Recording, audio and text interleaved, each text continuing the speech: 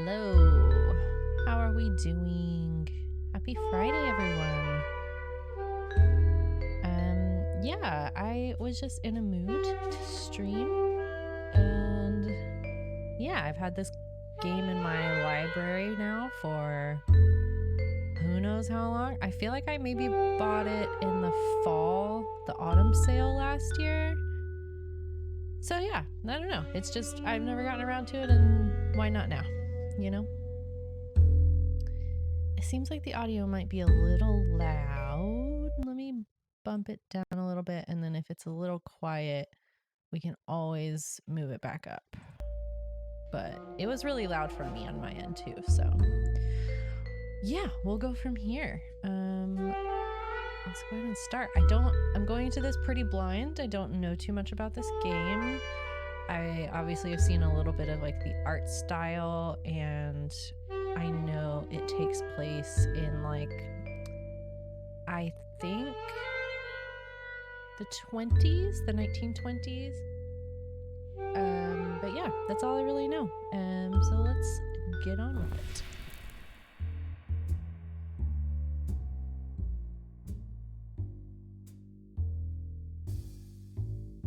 Okay, I awoke in my desk chair. Across from me were his piercing amber eyes. Oh no, it's like a basilisk. They surprised me at first, but I should have known he'd be there. I stretched and said mid-yawn, not very nice to sneak into a sleeping woman's apartment, but his stare just continued.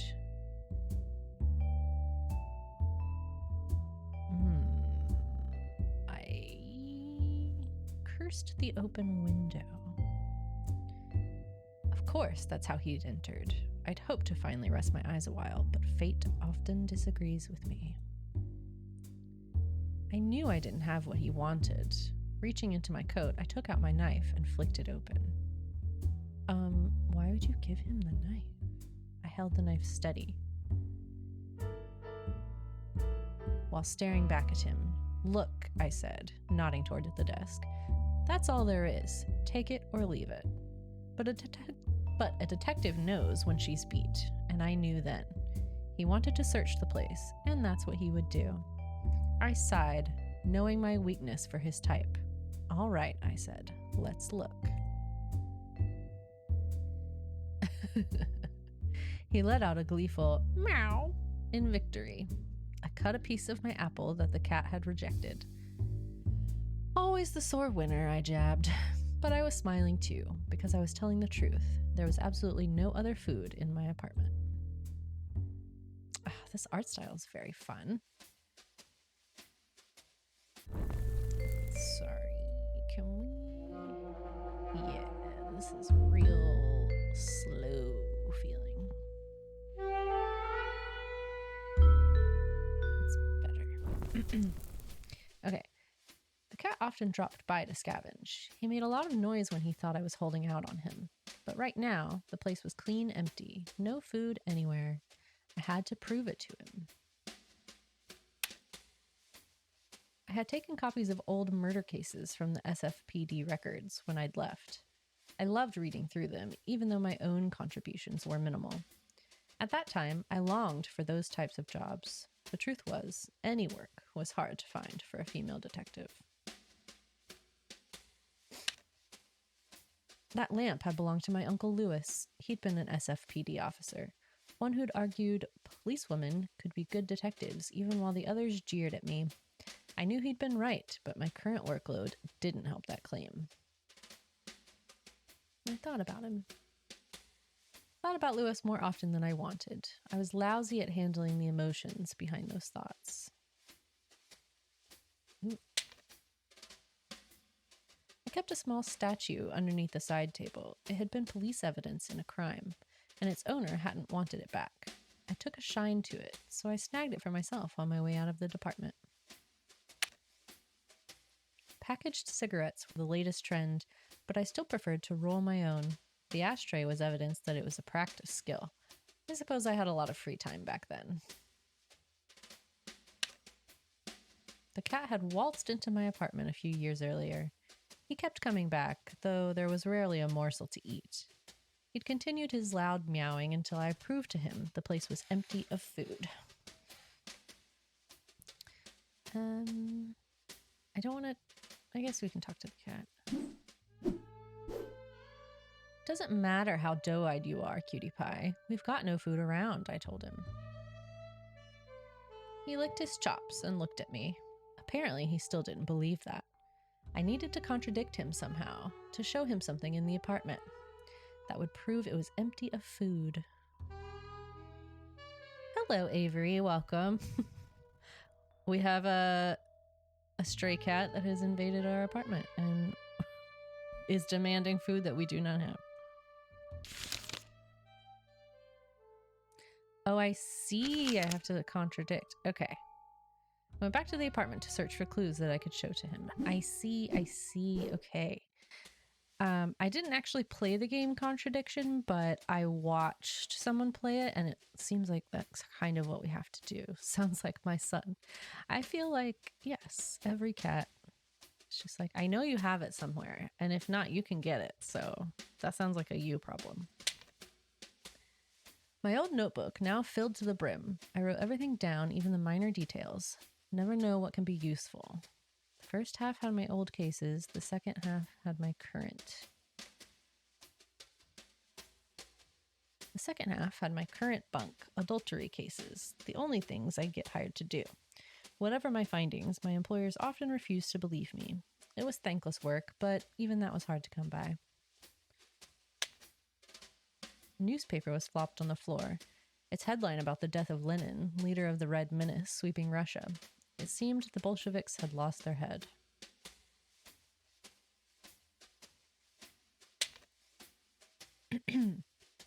The regular white icebox, tinged yellow with age, half blocked the kitchen doorway. My income rarely kept much stocked in it, and right now it was empty. Door to the outside world. If I left now, though, the cat would start wailing so loud I'd get complaints from the neighbors. And he needed convincing before I could leave. Okay. So, we have to contradict the cat. Let's try and do that again.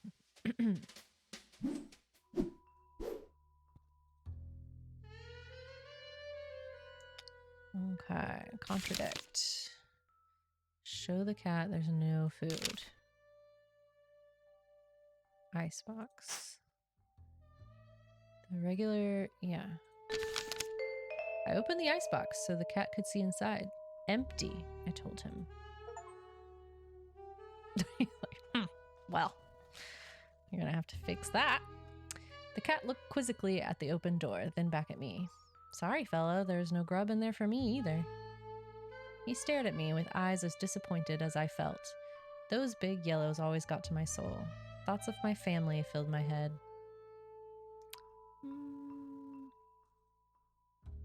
My sister, Muriel, had sent a letter with an update of her life in Chicago. She and her husband had just purchased a new home outside the bluster of the city. Their 3 young children were looking forward to the move. I'd never told Muriel, but those letters... I mean... Sure. But those letters kept me going. Hearing about my family, however remote, helped me cope with the isolation I was feeling. I'd refused to accept it myself back then, but perhaps Muriel had known anyway. My sister had the ordinary lifestyle that I had rejected. I'd wanted to change the world, to bring justice for victims, especially the ones who no longer had a voice. Not that I was helping advance that cause with the types of cases coming my way. My mind spiraled into the usual series of questions. Had I even impacted the women's movement? Had I made any change on society at all? Was my plotting career worth losing traditional happiness? What was the point in the life I had chosen? A loud meow from the cat snapped my thoughts back into the moment. I took a deep breath and grinned back at him. Guess you can scram now, I said. Nobody's going to come knocking with food for you, fella. Hello, food? There immediately came a banging on the front door. Beyond a nuisance, this cat was psychic too. You order out? I asked him. In the doorway was the regrettably familiar face of Connor Green. He looks like a smug bastard. His company churned my stomach. It might have been his bergamot perfume, which hung around my nostrils like a lingering, unwanted guest, or that sordid smile which was forever plastered on his face. He does look smarmy, yes. Agreed. Ugh. He stared at me through the door with a coy smile. What, ain't you gonna invite me inside? I started closing the door, but he stuck out a foot to stop me. Hey now, he chided. Foul way to treat a customer, Malone. So that was his angle, hiring me as a detective. I wondered what a bootlegger would need with a private eye, but he answered without my prompt. I'll make this quick. I can't take this to the hog house or the pigs would laugh me out, and other dicks just aren't as tempting. His grin widened. Thought this was going to be quick, I said, and I started rolling a cigarette. It wasn't quick, and I'd already rolled and lighted a second smoke when Green finally finished his story.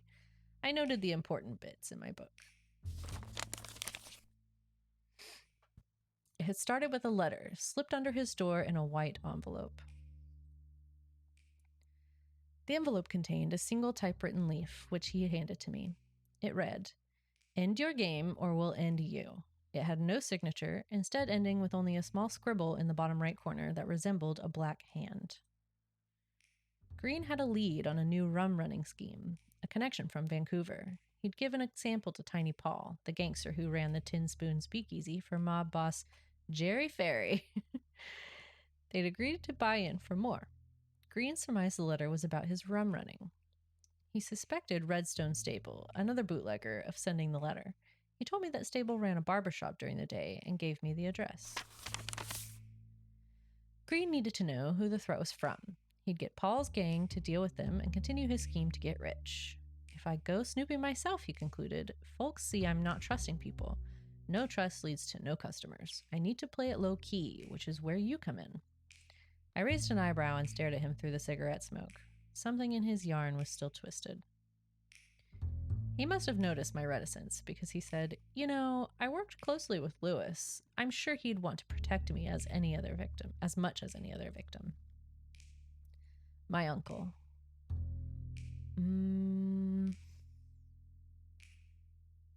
Still searching for answers. What happened to him?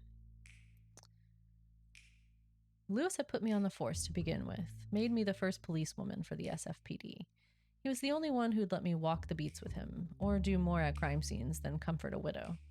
He'd been obsessed with helping victims and bringing justice to those beyond salvation. After he'd taken his own life, I quit the SFPD. There was little more I could do there. I started my own practice, taking his ethos to heart. Was Green worth my time? Would he be worth Lewis's? Green had tipped off my uncle in a few cases. I wondered if that was enough to warrant my protection. Before I could think past my headache, he threw a bill in my lap. Keep the C-note as retainer. And don't worry about getting in touch. I'll find you later for a chat. He turned down the hallway and I let him go. If he was willing to give me $100 with no commitment, I wouldn't stop him. I turned back to the apartment, still confused about the whole story. My headache wasn't helping either. Whenever I lacked clarity, a trip to Southern Coffee was usually the cure. Connor Green just gave me a case that involved his bootlegging. I still wasn't sure if he'd be worth my time. I decided to head to Southern Coffee. Okay. Interesting. Okay. Yeah, let's go. I'd mounted a gold plate on the outside that read P.C. Malone, Private Investigator. There was only one place I needed to go clear my head. Southern Coffee was a basement dive. It wasn't modern, hip, or ever busy, and it was my favorite place to down some paint, especially in the company of the best bartender in the city. I really like this art style. It's fun. I flagged a taxi cab and was on my way. I thought about chatting with the driver to pass the time. Go for it. The driver was an economics student at Stanford, working to pay his room and board. He was an enthusiastic talker, the type of student who had yet to discover that he was not the foremost expert on any topic, and he disseminated European politics as though he were preaching unquestionable gospel. We've all been there. We've all known one of these people or been that person. I tuned him out. But he kept prattling to himself until we mercifully reached my destination. Southern Coffee was an automat diner. Ethel Burgess, the lone waitress, was friendly to help with any inquiry. Of course, if you winked at her right, she'd show you the way to the downstairs toilet where Frankie played bathroom attendant. I want to eat at this diner already. I love a diner.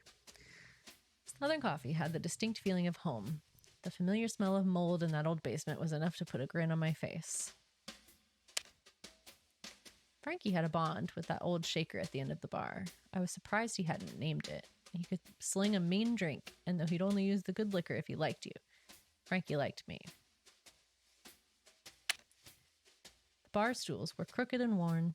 My usual one was in the center of the room. I could sit on it for hours if Frankie had a yarn to spin. Of course, the sauce helped keep me in place, too. I grabbed the wine bottle on the bar and examined its label. It featured a picture of grapes and the words, sacramental use only. Frankie looked at me with a spark in his eye. Go ahead, he said. Give it a swig. I grabbed the half-empty glass that had been next to the bottle and swirled some of its contents between my gums. A bit spicy, ain't it? Frankie asked. I shook my head. Too much. He scoffed and grabbed the bottle from me, turning it through his hands. I suppose you only like that bootleg paint. Well, I'll have you know that rabbis charge more than a nickel for this beauty. Only this type of Napa wine is made from that Zinfandel grape. It has a unique aroma. I've been trying to learn more about wine. Seemed everyone knew their stuff but me. I noted that what Frankie had said about the origin of the grape as he sat at the bottle back on the bar.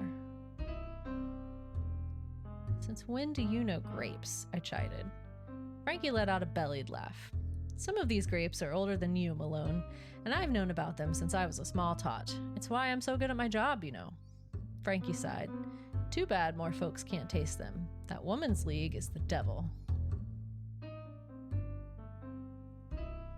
The Women's Christian Temperance Union was now under feminist Frances Willard, a positive force for the suffrage of women. But her staunch support of prohibition, along with the union's massive political clout, irked the very wet San Franciscan public, and she particularly wasn't popular with the bartenders. Take a seat, he said. I'll make you something else.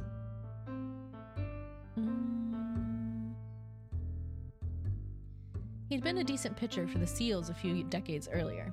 Sometimes he'd speak wistfully of those days, but his arms were much more used to slinging bottles now. Excuse me. I sat at the bar. You got the spooks, PC? He asked.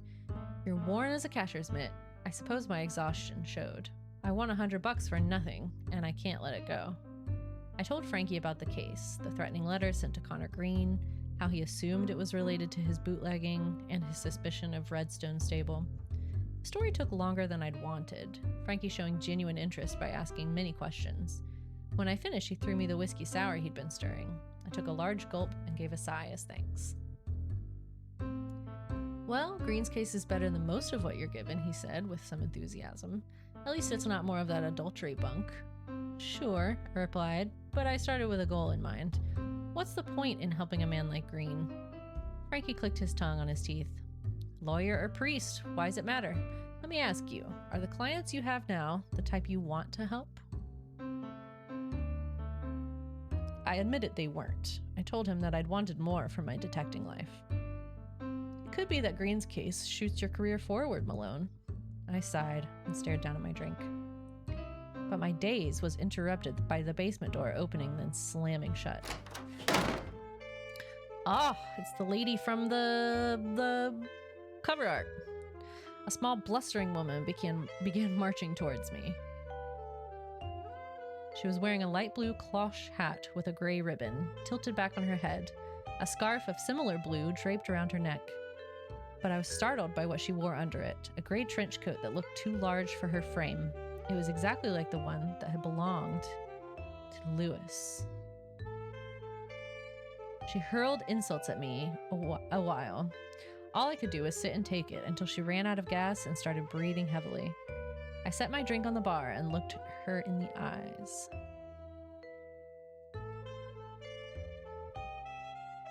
I inserted a, "Hello, I'm Phyllis Malone. How can I help you?" accompanied by a smile as genuine as I could muster. That knocked her off balance. She stumbled over her next few words, and I added, "And you are?" The flame returned to her eyes. Between clenched teeth, she hissed, "I'm the wife of that bum who sneaks into your bed." The cat? The cat? But humor wasn't her angle, and she launched into another poetic stanza. "And he just left your sty this morning," she finally ended. And that was when I gathered she was Connor Green's wife. "Mrs. Green, I'm a PI, not a homewrecker, and I don't think your husband, in his line of business, would want you to bed a dick anyhow." Her look was pure incredulity. "A woman in that line of work?" she questioned. "I don't believe it."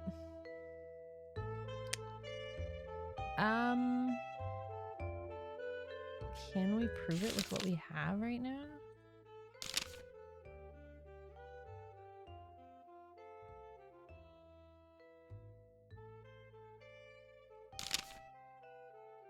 Maybe? We only have this stuff, though. I don't think we can right now. "You don't have to believe it," I told her. "But now you know my story. I want to know yours. Why are you here, Mrs. Green?" Between shouted obscenities, I understood part of the story. Apparently, she had seen her husband leave my apartment, and distraught, she had followed me all the way to Frankie's basement to confront me. She ended her tirade with waterworks and tears ruining whatever rouge she had on her face. Frankie, ever chivalrous to a dimpled girl, came around the bar and held her up. "Now that's all right, Mrs. Green. Why don't I hail you a cab and send you on back home?" She agreed, and they walked together up the stairs. When Frankie returned, I said to him, "You turned knight real quick." He snorted a laugh. "Ah, hell, we can't have that siren in here. With a torture yelling like that, every street bugger would have come to her rescue." Mrs. Green is a torch singer? Well, I learned she was Mrs. Connor Green just now, when she came in here. I'd only seen her at Lil Fanny singing lead for the jazz band at the Tin Spoon. "The Tin Spoon," I said. "Tiny Paul's joint? That's where Green is selling his liquor?" "So you think that's where she met her husband?" I laughed. "You're the real sleuth, Frankie." He made a sarcastic bow. "Lol, Fanny. Yeah. Lil Fanny." I shook my head. "You're telling me you escorted our little torture out just to avoid a bit of hot water?" Frankie flushed and said, "What are you talking about, Malone?" I was never good with emotions, but it was plain that Frankie had instantly fallen for the girl. "So what if I had more to squeeze out of her?" I asked. "So what if I had more to squeeze out of her?" I asked. "What more could you possibly want from Lil Fanny? She can't have anything to do with Green's mess."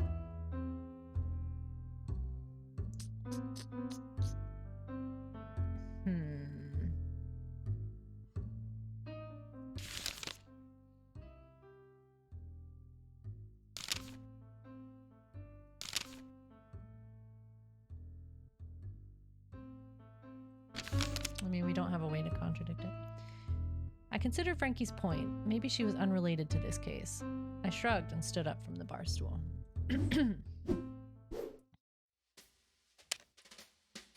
Once, I'd asked Frankie to lend me some cash from that register. He growled so fierce that I decided not to ask again. I didn't think his employers would notice before I got it back, but maybe he just wanted to save me from myself.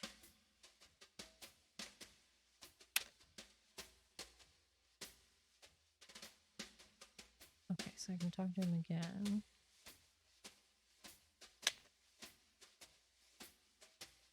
Is there anything else we want to... I looked at Frankie. "What's eating you, kid?" he asked.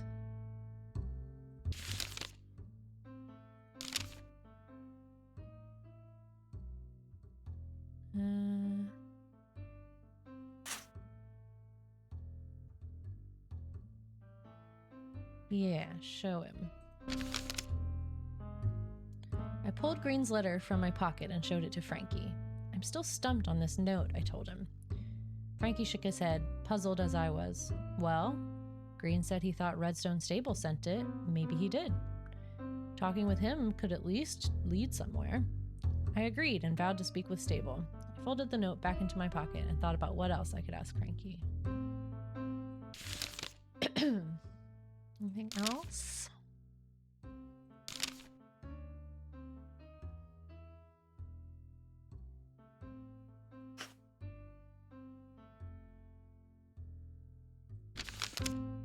Pointed to something in my book, but Frankie's response was nothing memorable. I thought she might be like, I thought that looked like Lewis's coat.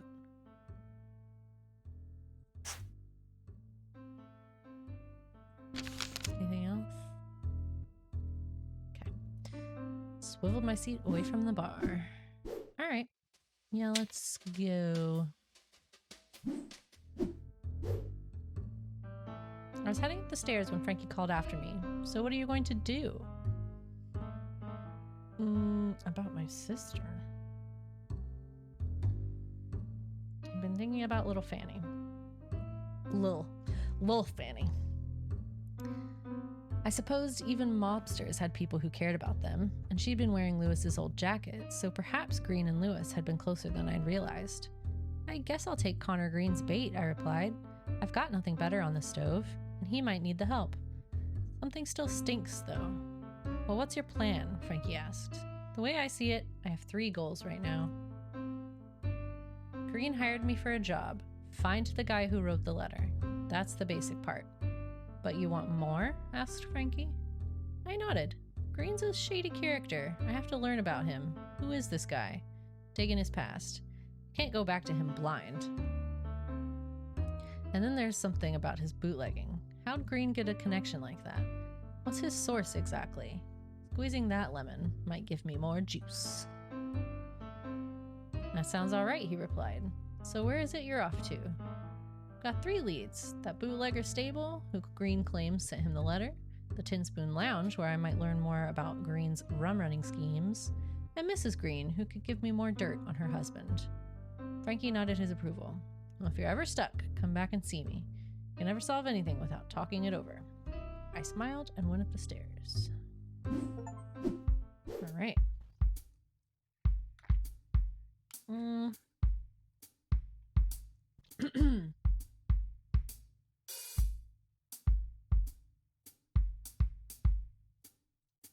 Go to the Tin Spoon. Was a speakeasy in North Beach run by Tiny Paul, the gangster that Green had put in with. I had never been there. The mob keeps a tight lip on their own houses, but I figured it would be a good place to chase Green's bootlegging story. Yeah, we'll try. They may not let us in or something like that, but we'll see. I stepped into the taxi and rocked into a comfortable position on the back seat. I thought about starting a chat with the driver.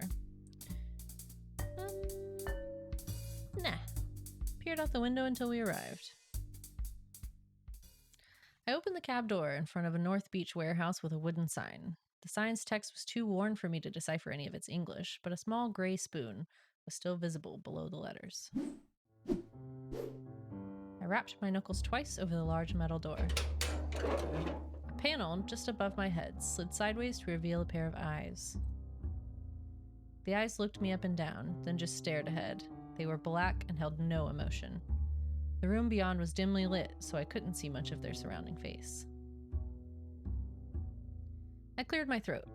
Then a rumbling voice emerged from behind the door. Fill full your cups, feel no distress, at all our great thoughts shrinking less. I looked at the eyes, still unmoving. I understood. The doorman wanted a password. I thought I might have something in my notes that could help. I doubt it. Fill full your cups, feel no distress, at all our great thoughts shrinking less. Yeah. I stayed silent. After a beat, the small window slid shut with a thud.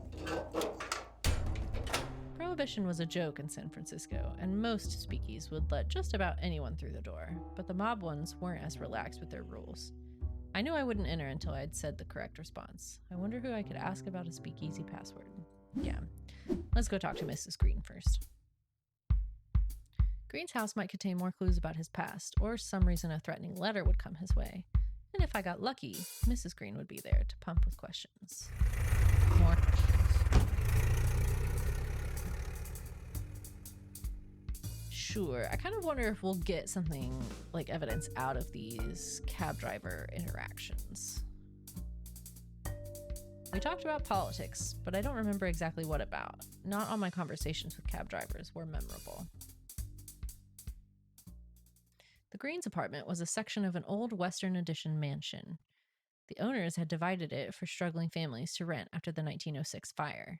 Once downtown had been rebuilt, people of means moved out of the area. Recent immigrants, mainly from Japan, rented most of the apartments in this part of town.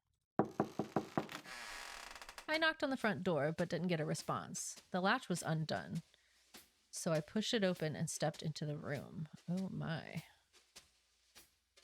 The apartment had a dense cloud. Reeked of laudanum. Based on the smell, I imagined she'd had enough opium to knock out a horse. The gray trench coat was hanging in the doorway. It certainly looked identical to Lewis's. I searched the pockets and found no identifying marks. It might have been a different jacket, but its recent appearance was off-putting. The bottles on top of the round table were mostly empty. I opened the drawer of the backmost table. In it were 2 train tickets. I mumbled St. Louis to myself, but then came the cackling voice of Mrs. Green. Ha! Forget about moving, Connor. I won't budge. Her head was raised, but her eyelids still remained closed. I'll wait to ask her about that. The ashtray on top of the smallest table was overflowing with spent cigarettes. A wilting plant was on the furthest table from the door. I could never keep plants alive either. Even as the petals fell, they were still a vibrant yellow. Empty bottles were strewn about the apartment. I brought one to my nose and smelled the distinct aroma of laudanum, opium mixed with booze, a harsh tonic. I found Mrs. Green slumped in her chair, eyes closed, head rocking slowly. The ashtray on top of the smallest table was overflowing with spent cigarettes.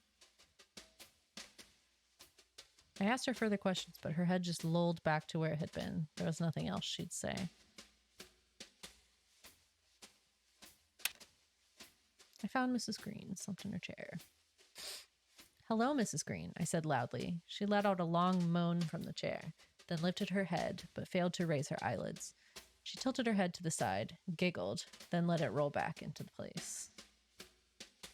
I shook her slightly, and she moaned again, but nothing more. Is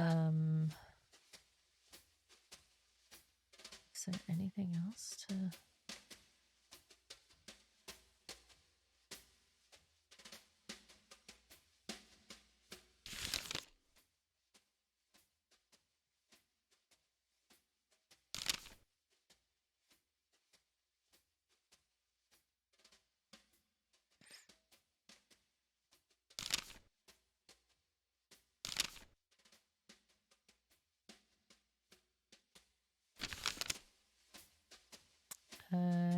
okay, I guess.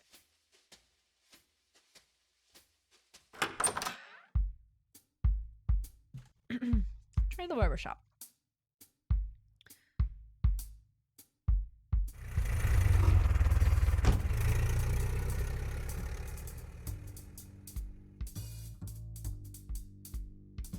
Excuse me.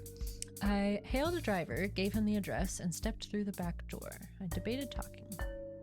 Talked about the weather and not much else. The barbershop was down an alley in the financial district opposite the red brick National Bank. A small bell above the door twinkled as I walked in. Stable's cabinet was similar to my own, but where mine was a dull gray metal, his was a deep red wood that looked heavy. Frame on the back wall contained a yellowed photograph of an old man. He had an authentic smile and held scissors in his left hand. The modern hydraulic barber chair had always seemed ostentatious to me, but this one, with its soft brown cushions and gold embroidery, was the most ornate I had ever seen. The two sides of the mirror's frame were cylindrical, painted blue, red, and white to look like barber's poles. They clashed with the otherwise elegant furnishings. The hat rack was a deep mahogany, engraved with gold lettering that read Fraser & Co. Furnishings. The maroon leather chair looked comfortable. It seemed elaborate for a barbershop waiting chair. Yeah, it's very luxe in here, isn't it? Okay. There was a tall man in the center of the room. He was wearing a flamboyant pink suit, tailored to accentuate his stature, with a maroon bow tie and pocket square. I gathered this was Redstone Stable.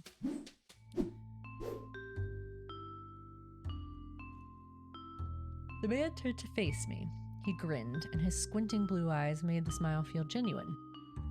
I must apologize, he said. We do not take walk-ins. I studied his face. The wrinkles around his eyes indicated he was at least 40, but the rest of his skin was clean and smooth.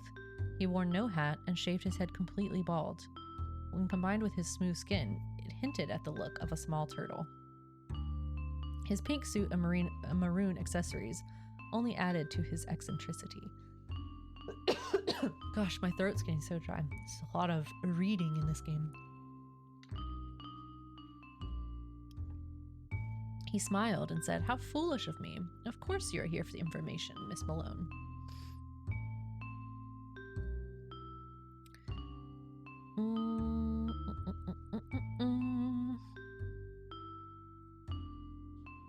Well, how about a drink, I asked, to get us started right.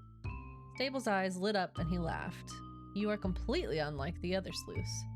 He poured me a whiskey and handed it to me. As I gulped it, he asked me why I was there, with genuine curiosity in his voice.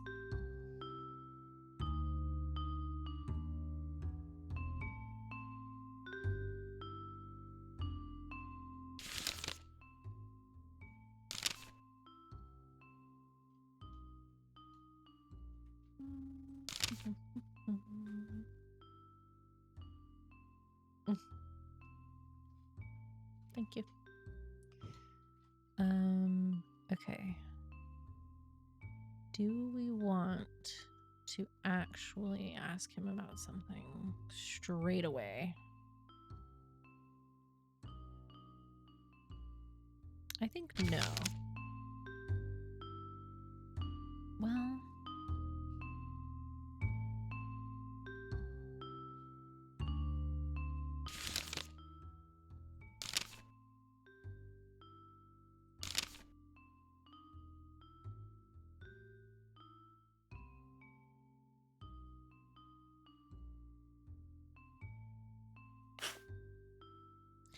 Green had a lead on a new rum-running scheme, a connection from Vancouver. He'd given a sample to Tiny Paul, the gangster who ran the Tin Spoon Speakeasy for Jerry Ferry. He'd agreed to buy him for more.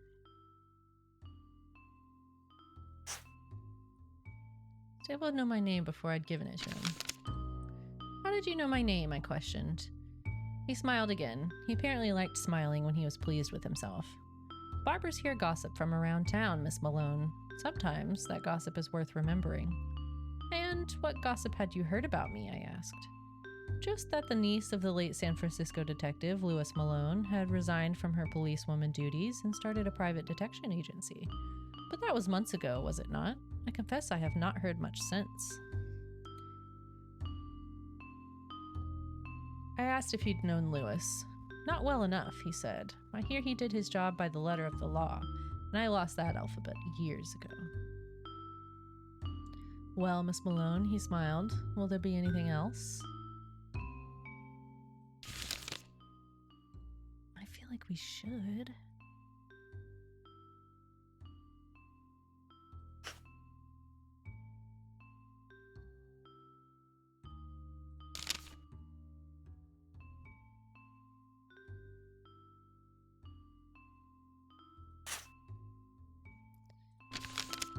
I pointed to the picture frame on the wall. That the old man? I asked. Stable turned to look at the photograph. No, that is my grandfather, taken near the end of his life. Why did you hang it in here? This store was formerly owned by my grandfather. He started with humble beginnings. My Zaid taught me the meaning of hard work and dedication. I am humbled by reminders of him.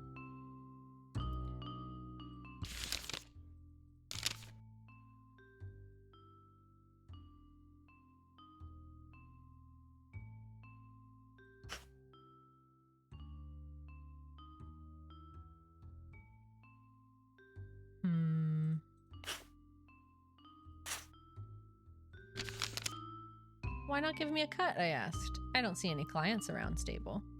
I am sorry, Miss Malone, he smiled. To be completely honest, my gambling and business acumen give me a decent living on their own. The barbershop is a hobby, and I only give haircuts to close friends. And you don't want a detective friend?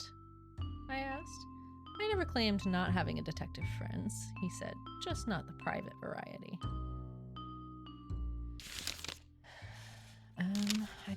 Should probably just ask about as much as we can.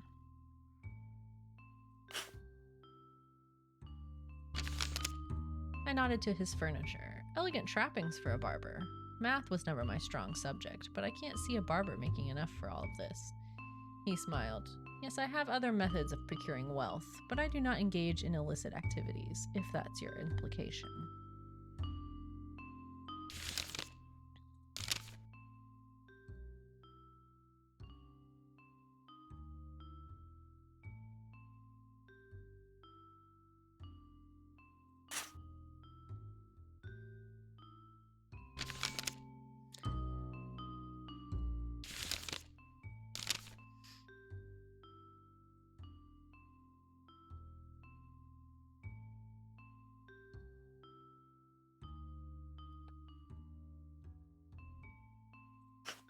I'm gonna do it. I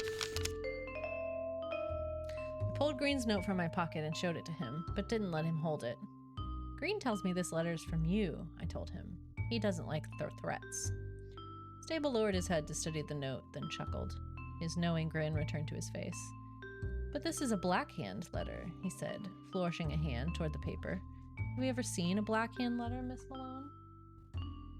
I confessed I hadn't. Exactly, he said. You should ring your friend Shipman at the station and ask what it means. Sam Shipman had been one of my uncle's regular partners in the vice rackets. I wondered what Shipman could have to do with Green's case. Stable seemed to think that he had a lot to do with it. I pocketed the letter and continued with my questions, but I made a note to stop by police headquarters and see Shipman.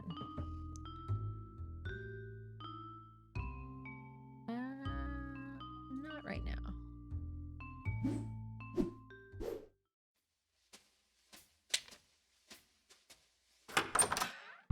Let's go to the police station.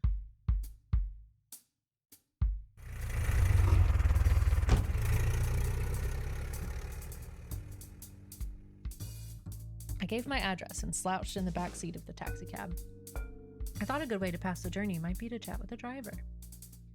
Some weather, ain't it? He said with a southern drawl. It's San Francisco, I replied. Expect fog and bring a jacket. Wish I'd known that coming from Missouri. Maybe would have stayed on the river. There were always recent transplants to this city. Why'd you come here to San Francisco? I asked. Oh, had dreams of adventure, dreams that my small town couldn't fill. Thought of myself as a regular Mark Twain. But I recently heard a quote of his. The coldest winter I'd ever spent was a summer in San Francisco, he laughed to himself.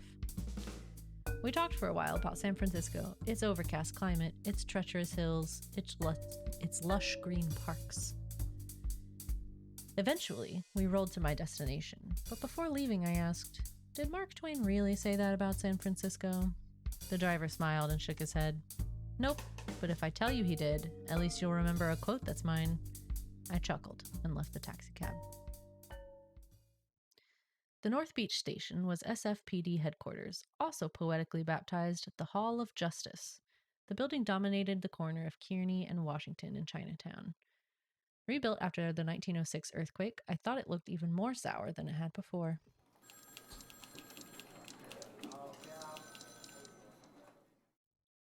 I strode to the young bobbed girl behind the large oak desk. She must have been new, because we shared no recognition of one another. I asked for Shipman, and she motioned me to a chair as she pressed a pearl button. I sat down and she disappeared through a frosted door. I rolled another cigarette to pass the time. Between puffs, I thought about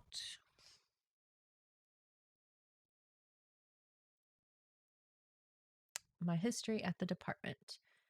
I imagine the station captain would have been furious had he known I was there. I did, after all, break a tumbler with the help of another officer's temple. That had been my last day on the force. Damn. What's her name again? Phyllis? Damn, Phyllis. It wasn't long before Shipman walked out of the frosted door. Samuel Shipman smiled when he saw me. He had always been helpful to me in my days on the force. Working closely with Lewis, he'd acquired the habit of bouncing theories my way. He judged officers purely on results, and because of that, he was one of my few fans. We exchanged brief pleasantries before he said, wouldn't come here for a glad handing. He had a habit of removing the subject from his sentences. What needs doing? I explained my case to him. He scoffed when I mentioned Connor Green. Working for that pinhead? Got a good mind to run him up a flagpole. I just need to know about this letter. I handed him the note Green had given me and explained its context. After looking it over, Shipman tried to stifle a laugh. Complete bunk, he said. See this symbol in the corner? Mark of the Black Hand Gang. Except, Black Hand letters are always ransom letters, not threats. No foothold on this coast anyhow. Never been one in California. So the letters are fake? I don't know if y'all can hear that, but my dog sits right underneath me and she groans so loud. So the letters are fake, Shipman nodded. Someone trying to imitate the Black Hand. I grunted a sigh and noted what he'd said. Don't know if Green is getting one over you, he said, or if someone else is pulling Green's leg, but having more dirt on the man couldn't hurt, especially if he's your client. I agreed. I've been trying to dig him through his past. You got any bunk on him? Shipman shook his head. No, from Oakland is all I know, but I can do more digging. I thanked him for that. Under a pile of ice, though. Might take me a while. Why don't I telephone when I find something? I had no office where I could receive messages, but I dreaded returning to the station. I told him to call Southern Coffee. Just leave anything with Franklin Conway, I instructed. Right away, I want to like Franklin, but he's so in the know for her case, and I feel like he has such an opportunity to withhold information or change information she's given. I don't like that. He said that was all right. We traded goodbyes and I went to the station's entrance. Now that I knew the letter was fake and Shipman was looking into Green's past for me, I just needed to chase up the bootlegging lead. I stepped into the street and thought about where to go. So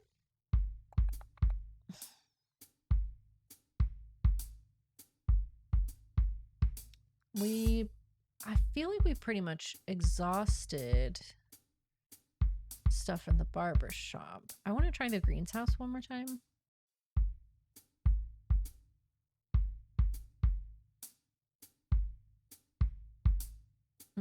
Maybe not.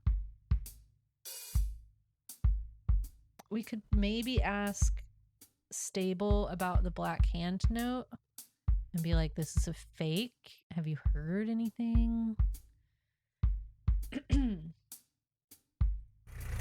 We'll try. If not, I guess we'll go back to Franklin.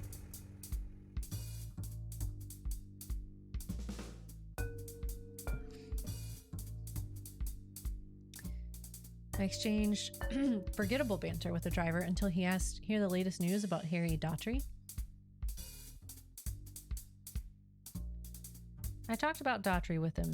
Seems Coolidge is about ready to fire the poor bastard, he continued. Who'd have thought the Attorney General would be their fall guy? Not shocked about the Ohio gang scandals themselves, I asked. He laughed heartily. Sister, politics is all scandal. Presidential politics even more. You think Harding would have been elected without some greased palms? Everyone gets rich who's in the know. We just gotta hope they fill their coffers while not killing the rest of us. I mean, I agreed. Guess the cronies didn't expect Harding to die so quickly. The driver nodded. Not enough time to cover up.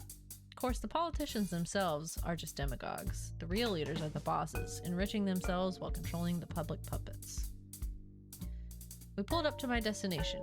Anyhow, said the driver, here we are. I thanked him and left the cab.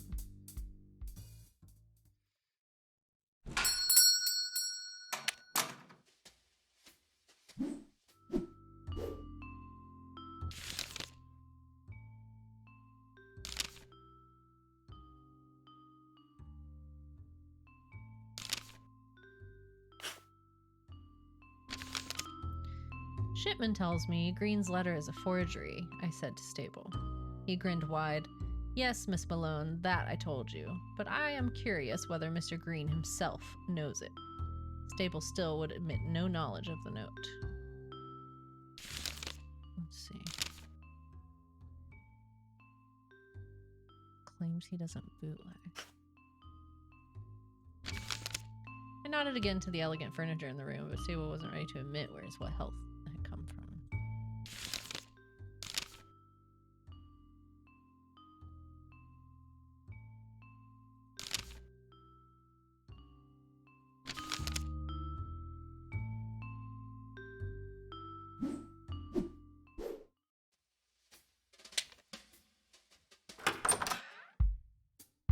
I have a theory. Hold on.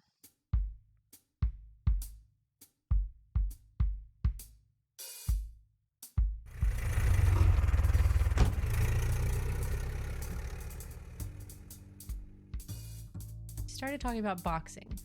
My brother was traveling out east last fall, won a couple tickets to a boxing match in a dice game. Wouldn't you know it, it's the Dempsey fight. I asked about the fight. Dempsey and Firpo? That was the heavyweight bout of the century. El Toro de las Pampas, he said, with an exaggerated bellow. That big bull comes up from Argentina and tries to knock our boy off his game, but a good old Jack came back. Dempsey was knocked out of the ring, I countered. He flew into a typewriter and nearly lost his head. The driver nodded enthusiastically. Sure, that's what makes it so exciting. Jack gets knocked on his back, returns to give El Toro a thwack. Quite the poet, I said, as we rolled to my destination. I kind of wondered if, since we were like pulling up in front of this place, if he would talk about potentially fill full your cups, feel no distress. At all our great thoughts shrinking less, he repeated. Fill full your cups, feel no distress. At all our great thoughts shrinking less.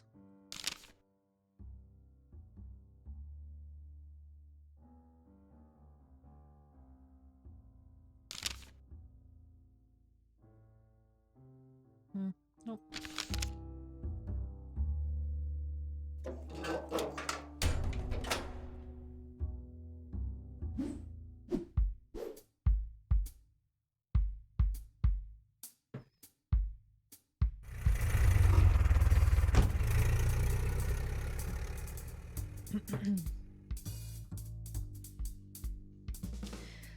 Started with a driver who began speaking about his recent European vacation. Went to Normandy on a steamliner. I asked about the trip. Oh, the Olympic was grand. Excellent machine. Crossed the Atlantic in 5 days. Plenty amenities in their new tourist cabins, too. I asked about the ship. Swell that us working folks can get on them now. Pretty affordable. Only a few weeks off work, then back here. Your stomach might take a beating if you aren't used to it, but I love that sea smell. Still had a grin on his face as we pulled up to my destination. Okay. Any messages for me? I looked at Frankie. What's eating you, kid? He asked. I sat on my regular stool and rapped my knuckles on the bar. Any messages, Frankie? I asked him. And what do you mean by that? Well, I told Sam Shipman, an old contact on the force, to leave any dirt with you if he found it. Frankie laughed. So now I'm your bartender and your secretary? Say, if I become your housemaid, will you at least pay me? So I'm guessing you haven't heard anything, I said. Nothing yet, Miss Chief, Frankie chuckled. Shipman's supposed to call you about Green. What have you got so far? No real breaks to speak of, I said. Well, all right, I'll let you know if this shipman gives me a call. I thanked him. What else you got? I don't necessarily want hints yet. Come on, come on. There we go. Okay. All right. So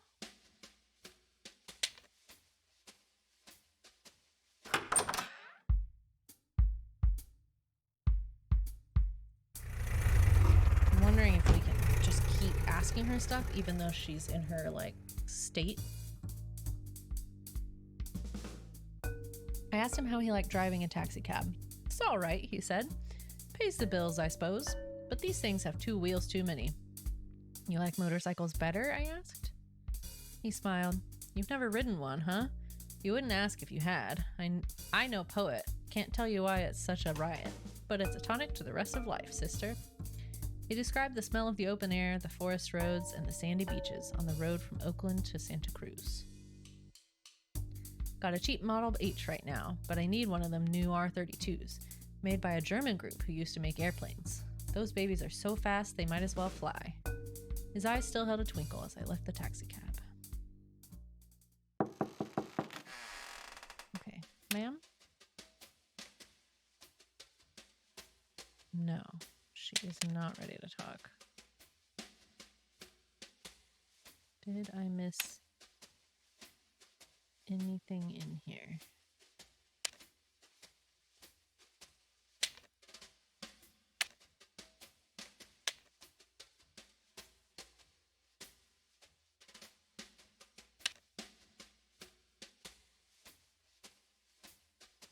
No.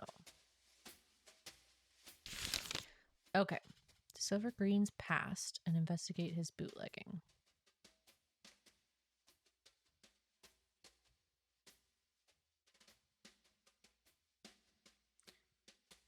Need the correct password to access the Tin Spoon, the speakeasy owned by Green's business partner Tiny Paul, and where his wife also worked as a torturer. If me coming back after my computer died to Kindle saying, lol, Fanny. Ba, ba, ba, ba.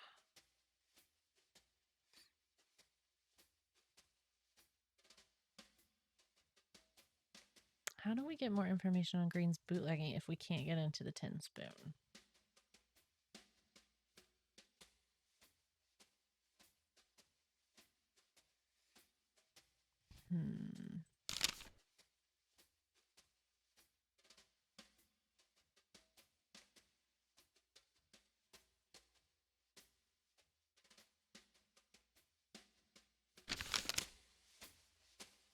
Who would know about this password? I mean, would Frankie know about another speakeasy's password? Maybe?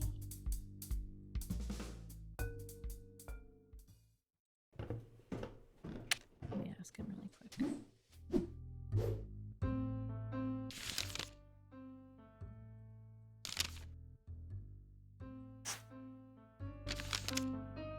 Tin Spoon Doorman kept me outside the joint. He wants a password, but I have no ideas. Fill full your cups, feel no distress. At all our great thoughts shrinking less, he says. Who knew gangsters were the riddling type? Frankie laughed. All our great thoughts shrinking less, he said. What? I asked, puzzled. He turned and grabbed a bottle from his shelf. Vintage stuff, this. Strange they'd use it as their door code. He handed me the bottle and I read the back of the label. Fill full your cups, feel no distress. At all our great thoughts shrinking less. We'll do a good deed nevertheless. So the password was the poem from this vintage label. I now knew what I had to say to the doorman. Cool, thank you. I was scared to talk to him because I didn't want hints, but I feel like that was the legitimate line of questioning.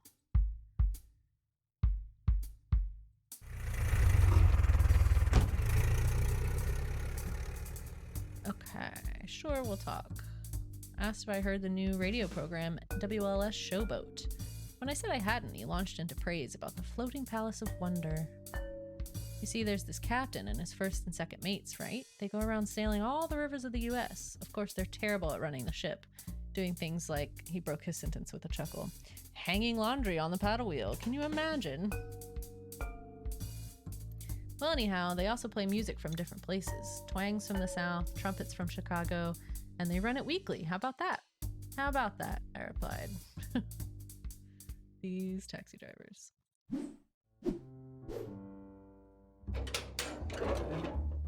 Okay.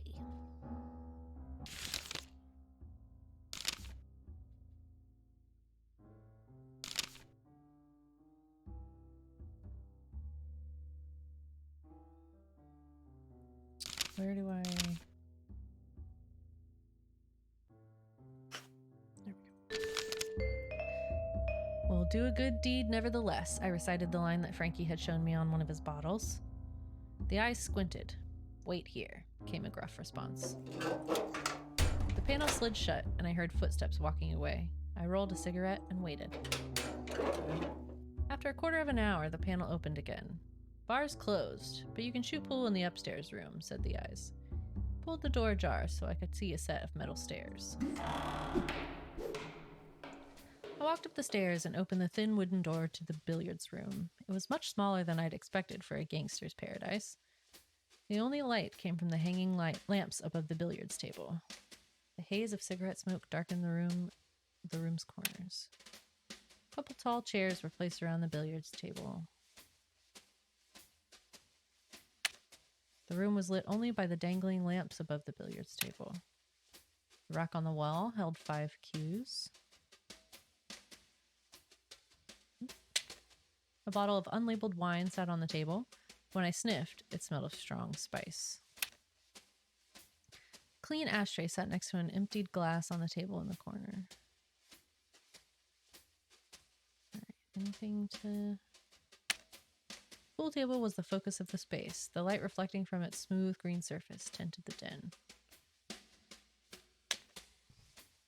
saw a tall, broad-shouldered man playing the table by himself. Based on Frankie's description, I gathered this was Tiny Paul. His face. I cleared my throat to get him to look at me, then followed with a casual, "Are you ever going to take a shot?" He stood up straight, rested his cue on the table, and looked at me sideways. It was the petulant look of a boy forced to play with his younger sibling. "Hello," he sighed. His voice was deep. Apparently, Fairy only hired baritones, but it had no gravel. It echoed slightly around the small room. I imagine he could have huffed and puffed the entire block to rubble. "I like watching them," he said, nodding to the balls on the table, thinking through my options. I'd never shot much pool, but I thought he might like me more if I feigned interest. I considered lying to him, telling them that I played a lot.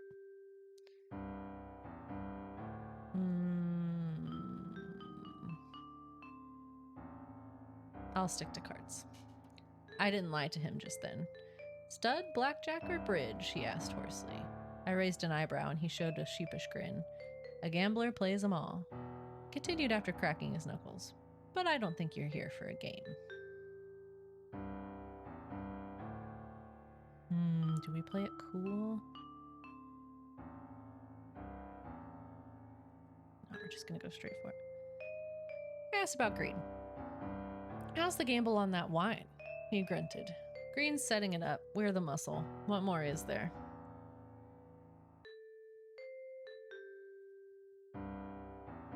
"You like green?" I asked. The wrinkles on his brow deepened. "Like or dislike, it don't matter sometimes. I work with what I'm given. And he's giving us a good lead. I suppose that's why you're here, Malone?" So he'd known me too. The doorman must have looked me up. The bay talks fast. "Anyhow," he said, eyeing the billiards table, "you need anything else from me? If you want something, better ask specific." Mobsters never failed to grate my nerves. He wouldn't tell me anything unless I pushed him with what I already knew. Okay.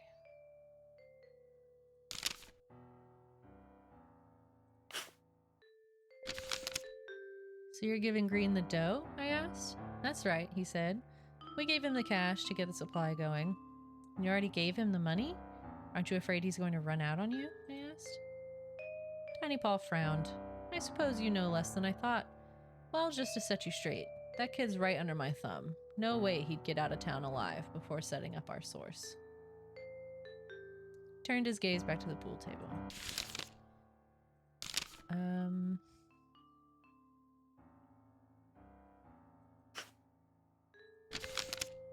Know anything about this note? I asked, and pulled out the letter with the black hand on it.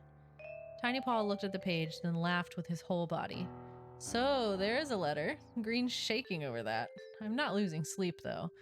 Look, Green and I aren't best pals, but nobody'll touch him with our protection. And none of us sent it to him, or else I would know about it.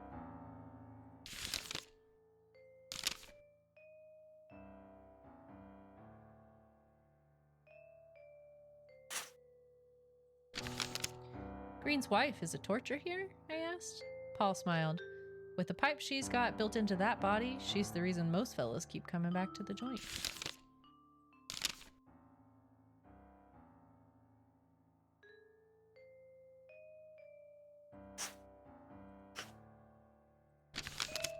Know anything about Redstone Stable? I asked. Heard the name, he replied. But why all the gossip? He could tell you more about himself. I thought he would be like, no, he definitely bootlegs.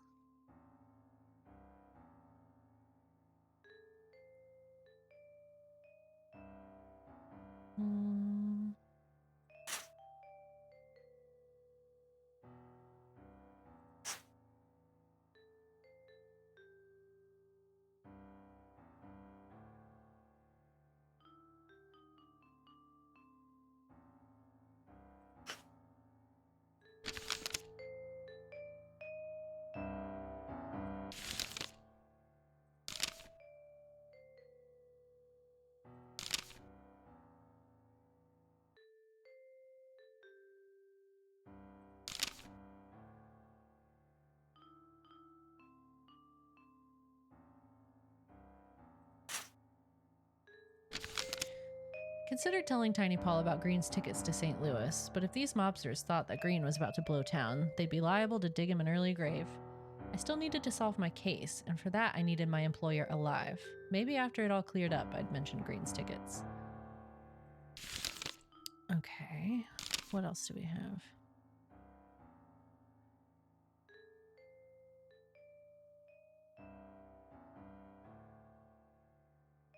Maybe bootlegging the laudanum? Okay. Ashtray, chairs.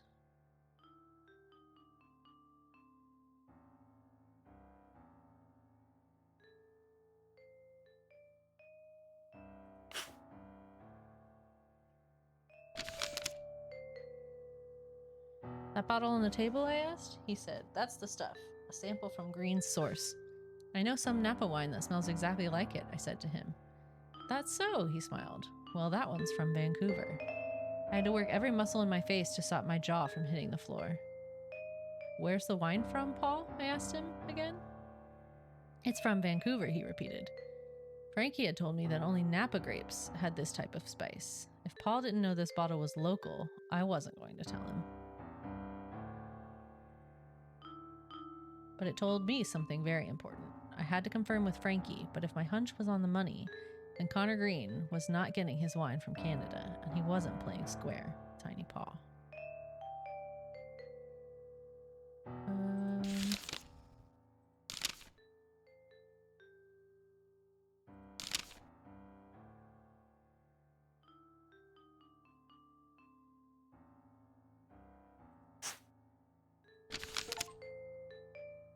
We'll do a good deed nevertheless, I repeated to Paul. Why make an old liquor slogan your password? Paul smiled. An old liquor slogan? That's rich, and here I thought you dicks were supposed to be learned. I raised a questioning brow. It's called The Drinking Song, a poem by Thomas Hardy, an old Brit. I asked more about the poem. It's all about the man thinking we're top of the chain and slowly understanding we aren't. All our thoughts, all our theories amount to nothing. We're just apes floating in the wide ocean of space. How can you possibly cope with that? How do we even know what we are now? But to hell with it. Take your mind off of it. Have a drink and do something good. Not a bad code, if you ask me. I tilted my head, neither agreeing or disagreeing, but simply impressed by Paul's knowledge of Victorian poetry. Okay, what else?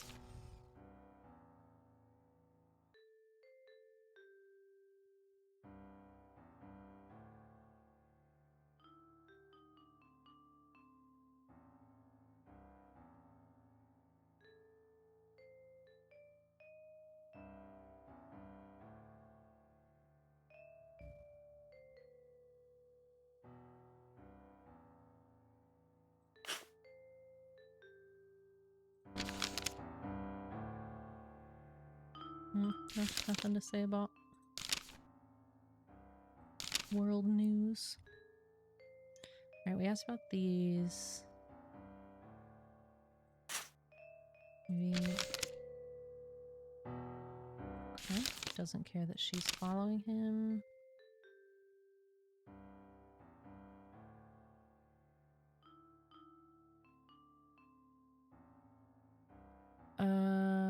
Okay. I think I'm gonna end it there. With him. Didn't have anything else to say to him, so he cracked his knuckles, arched over the table, and resumed lining up the shots.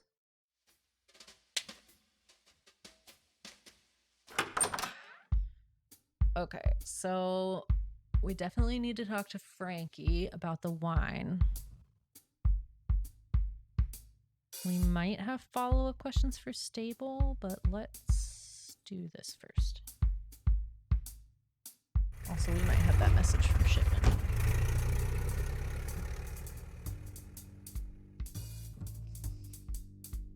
We began talking about his home state of Colorado. Lovely land, he said, truly blessed with clean air and wildflowers.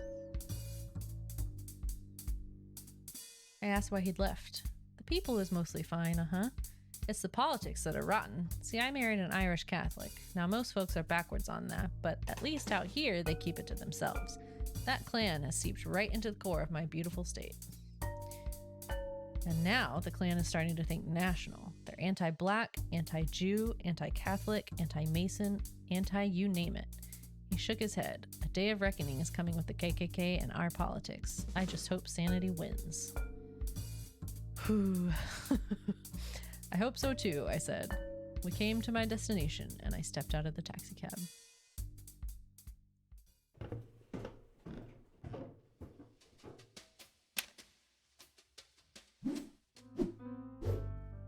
Message?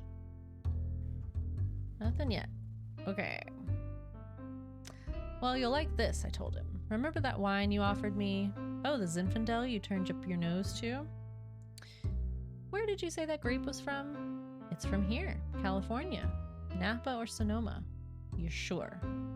Yes, Malone, that's the only place these grapes grow nowadays. And not Canada, I asked. What are you swinging at, Malone?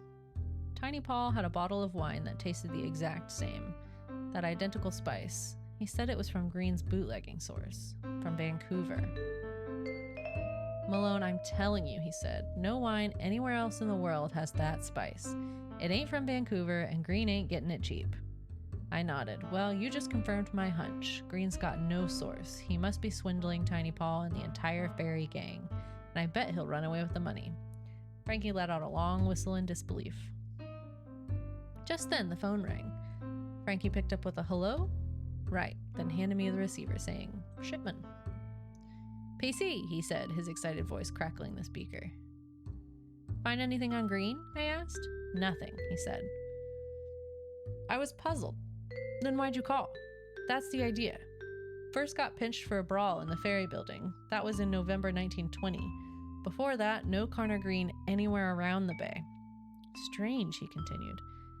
Has trouble staying out of a mess, mixed up in something nearly every week, so only appearing a few years ago. That Oakland backstory is Swiss cheese. What are you thinking? Green's got a different past? I asked. Uh-huh, he said. Guess that he just got here in 1920 and never been straight about where he's from.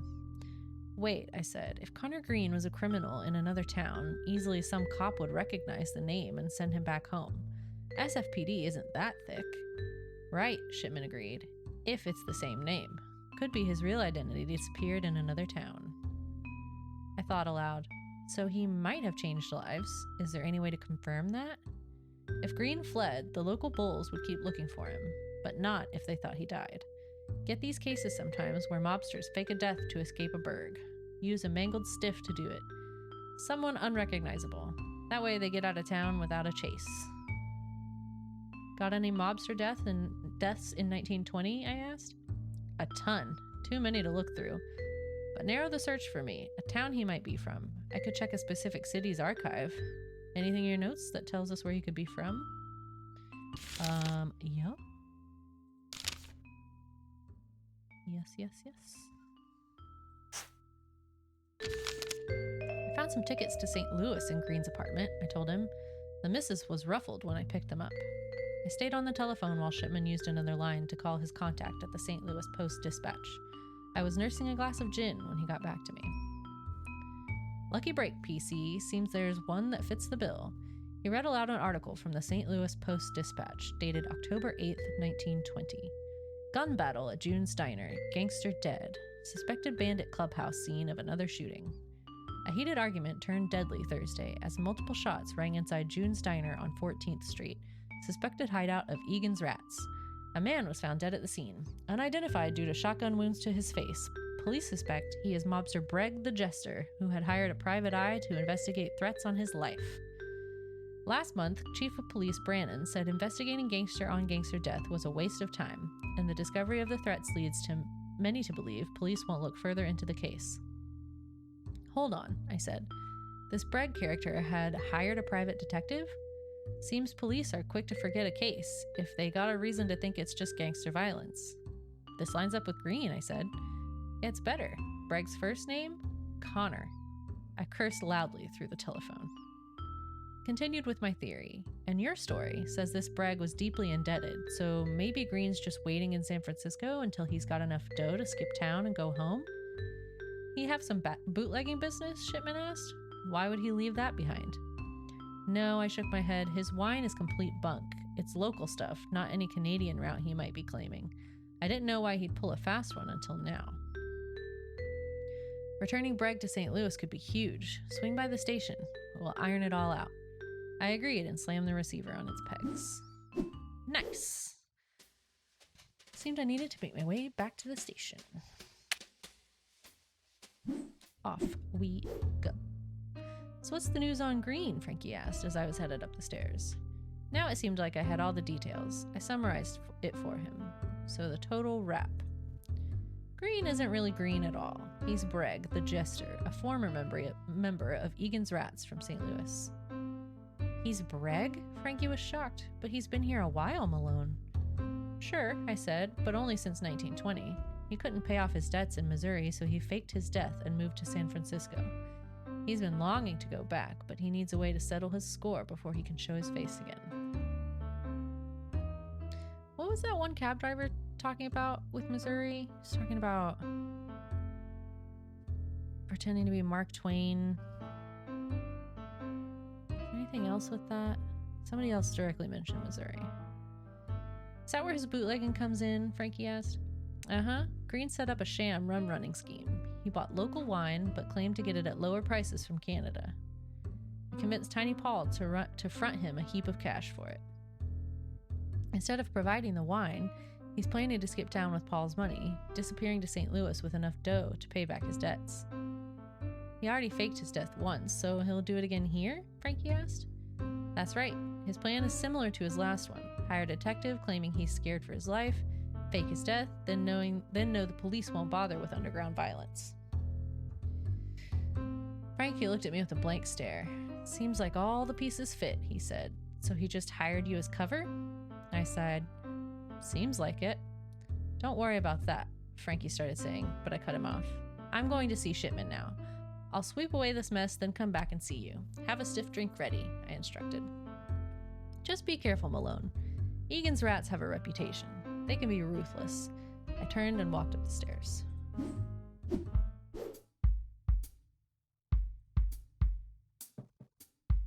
Green had hired me for cover so that he could blow town. Shipman held the final evidence to sink that plan. I stepped into the taxicab and was consumed with my own thoughts about the case. I finally caught my break, but it was a dud. I hadn't realized it, but I'd been reveling in real detective work. Once I learned it was all bunk, my mind reverted to its incessant nagging.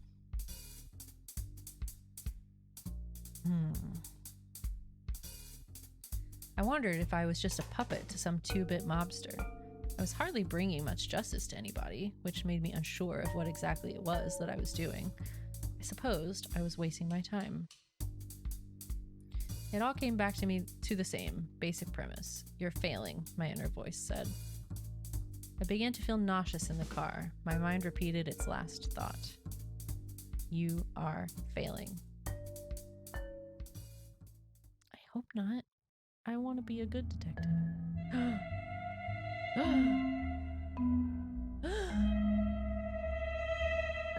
As if someone had shut all the lights. My naked arms faded into view. They emitted a soft white glow.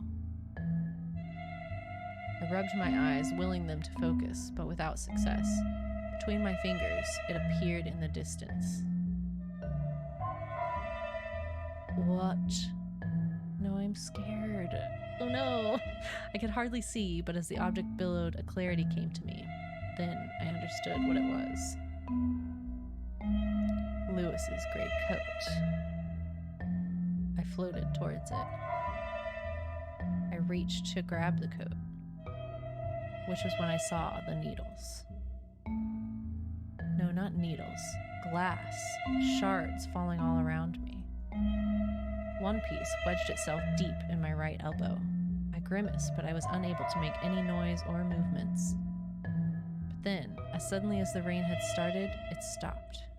I looked upward with caution, wary of the rain's return, but above me I saw the gray coat. It was no longer billowing, it was rigid, a shield against the terrible rain. It started falling, slowly at first, but quickly it gained speed. It came upon me and enveloped me completely. It was suffocating. I couldn't breathe. I let out a gasp. Oh God. Ugh. The cyan though, and then the light. It pierced my eye sockets, hitting the back of my skull like a hammer on an anvil. I directed all my energy into my lungs and forced out a yell. That helped. Everything became quiet. I could breathe deeply. I noticed someone beside me. He gradually came into focus. Oh no. Shipman showed his teeth in a big smile. I looked up at him from my laying position on the Murphy bed. He swung his leg over a chair and sat beside me. Thought you'd never come round, he said. What happened? I tried to ask him something, but another bolt of pain raced up my elbow. All I managed was to groan. Relax, PC. Just a few scratches. Quite the auto crash. Flew straight through the front window. Oh God. They took out a large piece of glass from your right arm. I nodded in agreement. I grimaced as the shake sent a sharp pain through my skull. I mumbled the words auto crash to myself. I wondered how bad the accident must have been. Shipman removed a flask from his pocket, unscrewed the top, and handed it to me. Not the best hooch, but might get rid of that banging in your head.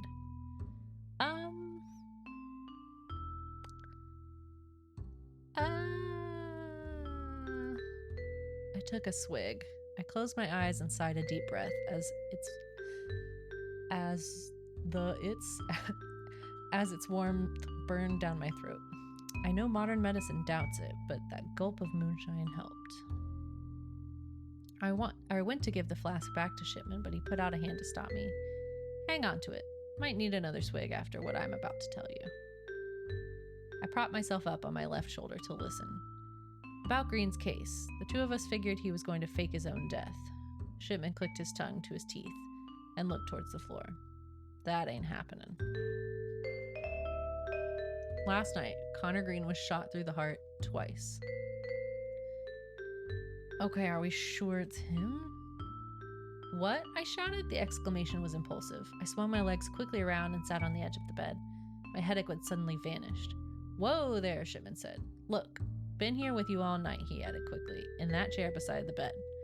Just telephoned the station to check in, and that's the rap they gave me.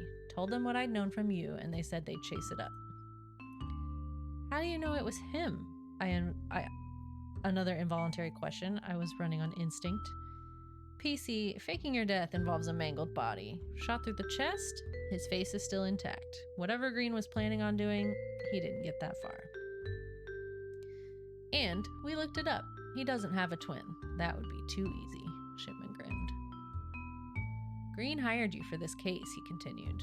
Gives you every right to follow it up if you want. That said, he was likely taking you for a ride. Wouldn't blame you if you wanted to drop it. But I'd like your help, PC. You know the case. Could use your head, even if it's been a little bumped. Once you're feeling better, I'll be at the station. Come find me there. Shipman stood up and cracked his back. Maybe I'll catch some shut-eye on top of my desk, too. Sure beats that chair you've got. He turned and walked out. Well. I stood up from the creaking bed and surveyed the cluttered apartment. Kitty! The cat slept at the foot of the bed. I scratched behind his ear and he seemed to like that. The apartment was already cramped when the Murphy bed was up. With it down, I could barely squeeze through the living room.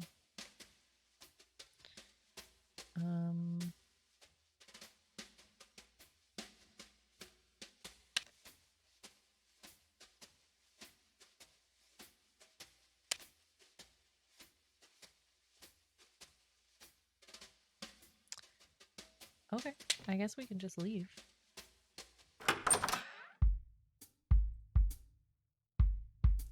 Although Green had just been using me, his life had apparently been in danger all along. I resolved to find his killer. I headed to the North Beach station for information Shipman could give me before starting the chase.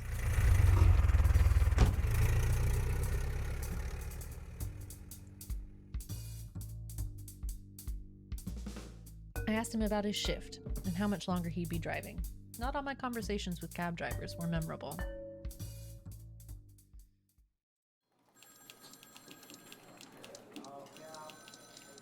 I stepped out of the taxicab and walked through the station doors, ready to chase any leads on Green.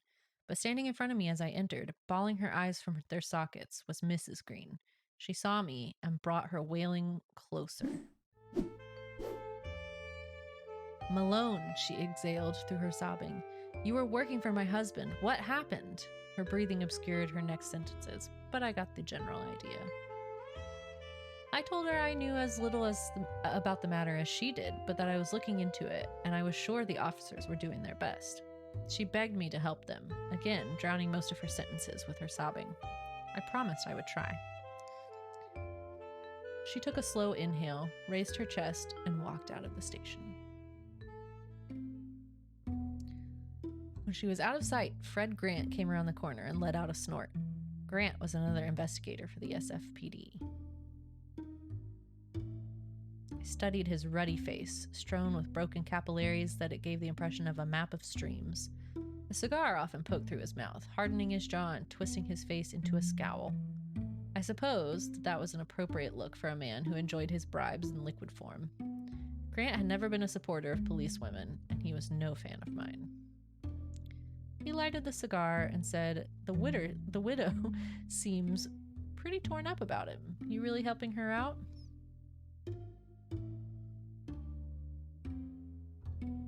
Wasn't his place to know, so I just stared at him. Well, all right, if you ain't gonna talk, then I should be on my way. Last thing I gotta do is head to the tin spoon, then toss this in the freezer. That meant he was about to close the case cold. He smiled as though he was glad to do it. I raised a questioning brow. You aren't chasing it up? I asked. He looked appalled that I would even ask. We've got more to deal with than some dead gangster. The captain don't care about crap like this, so long as it's not spreading too far. And what about the girl? What does she expect? He asked. This broad goes and marries an Irishman. Probably killed by one of his own or some dago. Dago? I don't actually know what that means. What is this a slur for? All those bums run together. I gave him a frown, to which he responded, "Look, if the missus wants you on this, that's her gamble, but it ain't gonna lead you nowhere, and don't expect the support from the boys. Not even if I find Green's killer?" He laughed. "If you get a confession, we'll cop him. Not something the DA can thumb his nose at either. They gotta admit 3 things.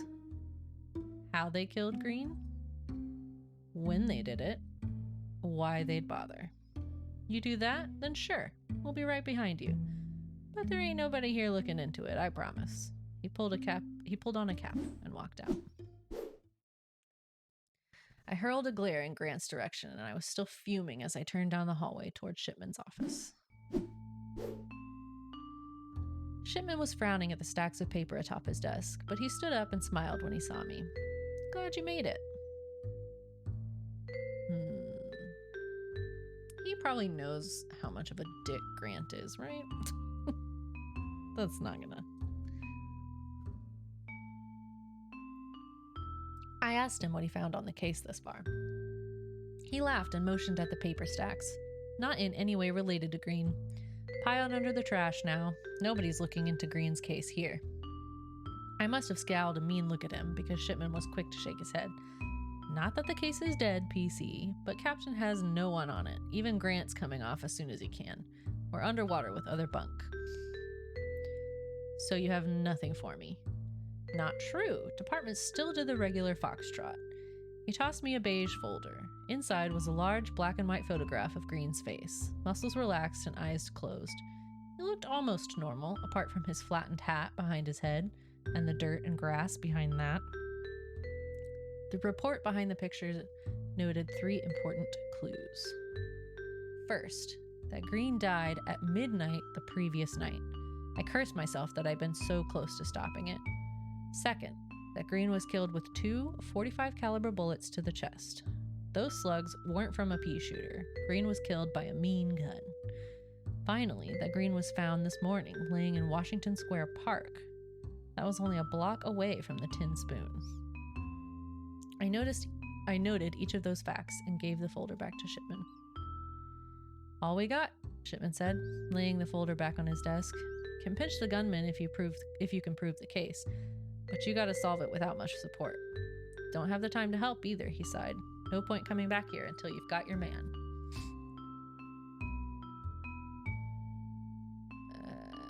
He was helping us. "At least I'm on a case," I said. "That's good enough to leave me tickled pink." Shipman laughed. "But listen, we need a confession on this one. Captain doesn't want a runaround." "Right. Grant mentioned they'd have to admit to how, why, and when they killed Green. That's it. Prove that, we'll pick him up," he said. Never been on a murder before, right? Can get tense. Just know, if you accuse someone but can't prove everything, they'll turn like a switch. Might like you one minute, but hate you the next. Chatting with folks is your easiest route to more information, but won't get any banter after you accuse someone of murder. So be careful who you accuse. Could make your case harder if you go the wrong way. "All right, I get it," I said, and I internalized it. "And remember," Shipman concluded, "plenty of lies out there, but you can contradict means, motive, or opportunity with anything in your notes." I thanked him and walked out of his office. Okay, so we gotta get all our information from people, and if they lie to us, we have to try and contradict it quickly so that we can make sure it's a lie and clear that. And then, oof. Okay, this is a lot like Contradiction. I'm enjoying it. Let's see. Do we go? I'd say we go to the other 3 places and then to Southern Coffee.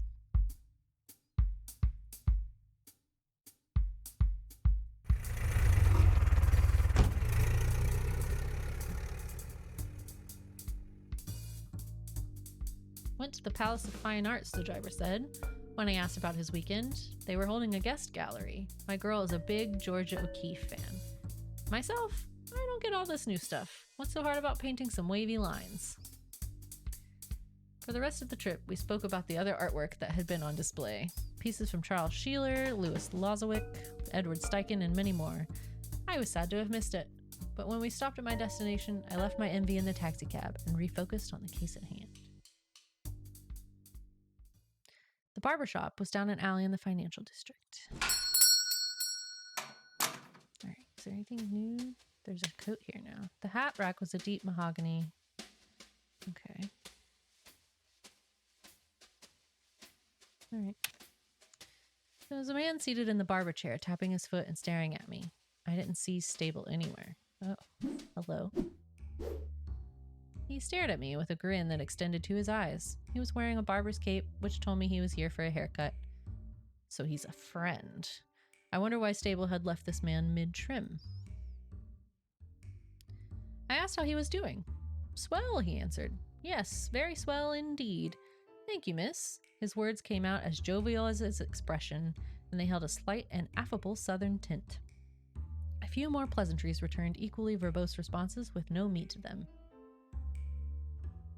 That piqued my interest. A stranger in Stable's barber chair, with no sign of Stable around. Who are you? I asked, with genuine curiosity.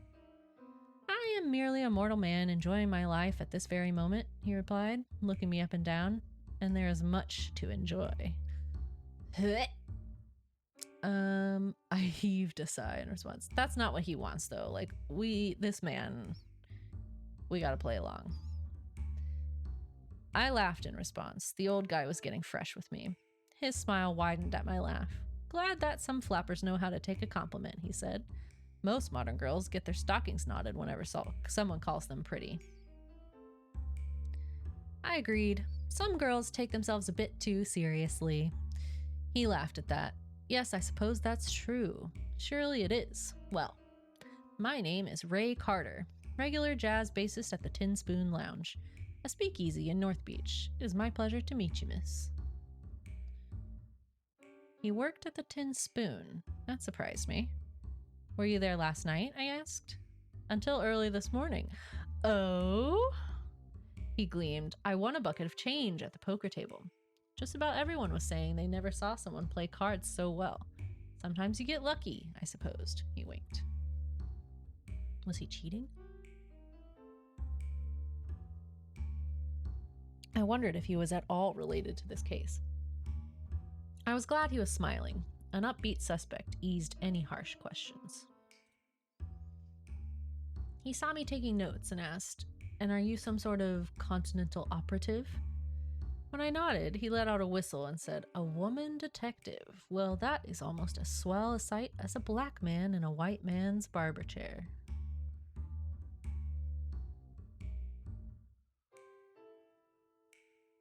Accuse him. Wow. Okay.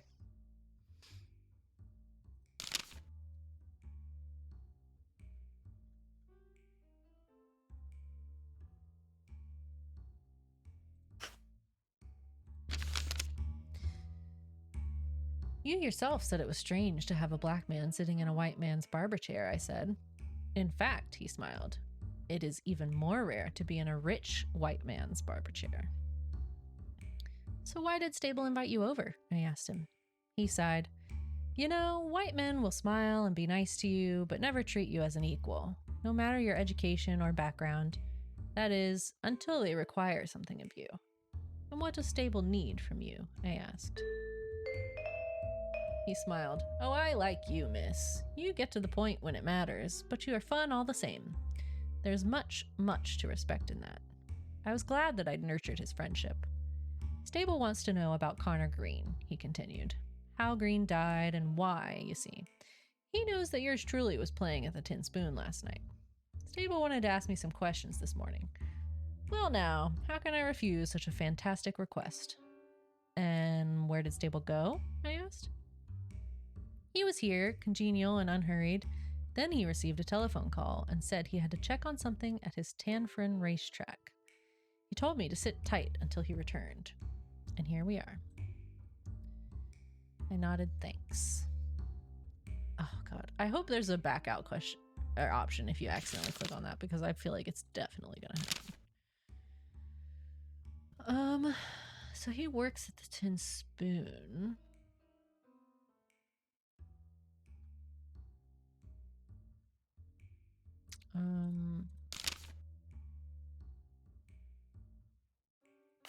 Do you know Mrs. Green?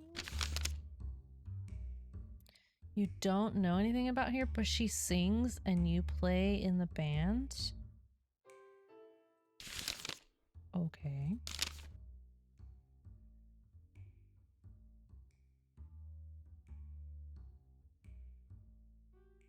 Do you know about the password? Nope. Nothing to say.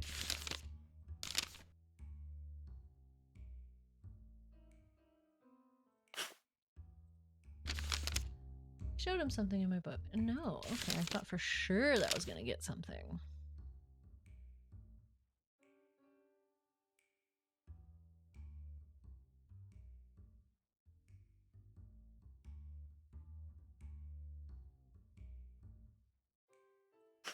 Are you one of the ones watching the game? Do you know anything about this? Okay, so maybe he is just a musician there?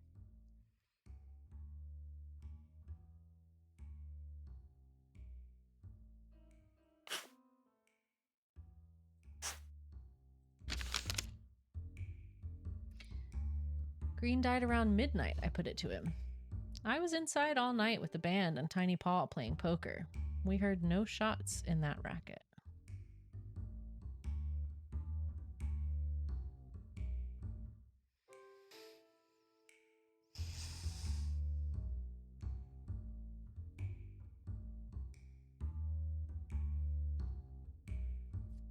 Can't really prove that.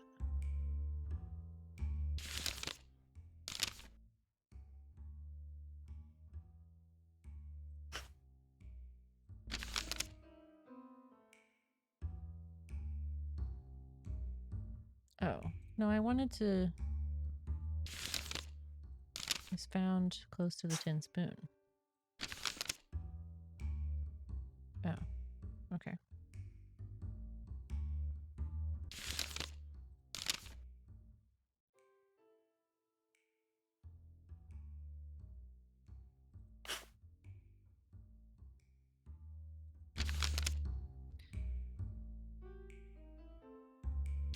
Okay.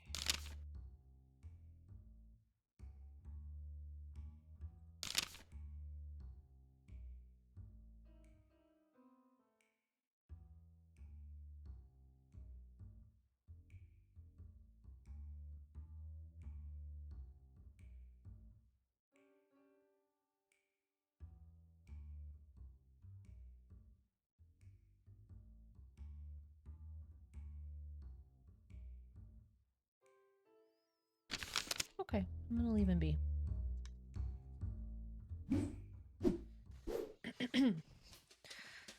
Alright, well, if Stable's not here, then let's go to... Oh, we can go to the racetrack. Let's do that.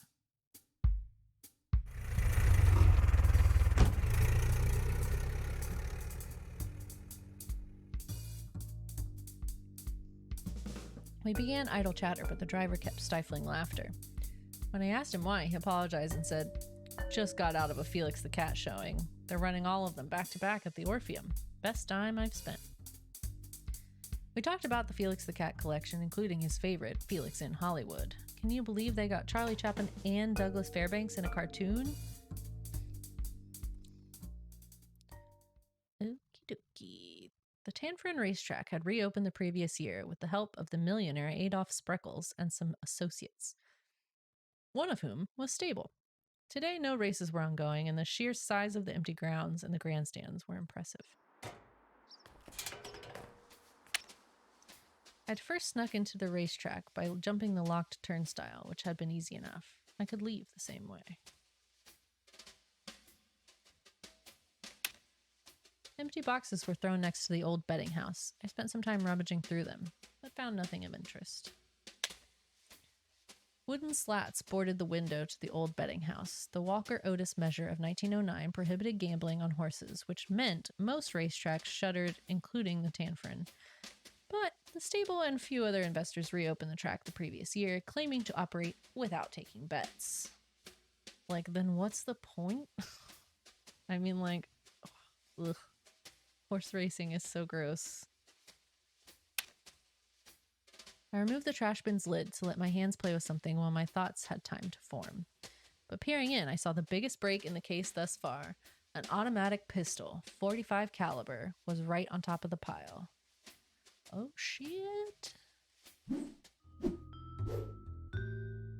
A throat cleared behind me.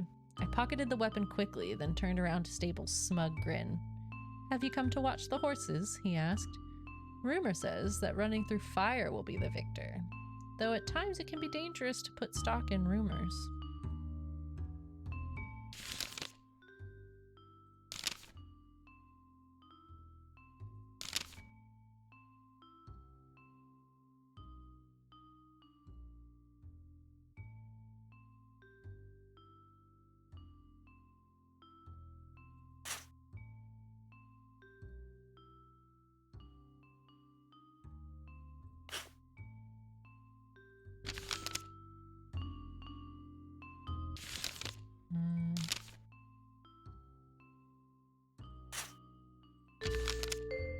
Ray Carter told me something interesting, I put to him.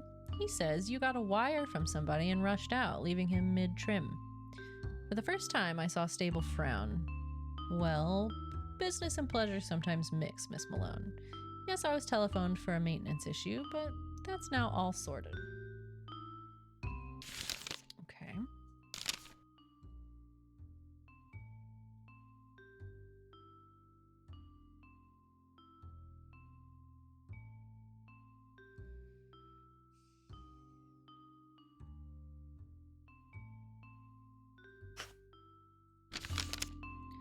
Green was shot last night, I told him.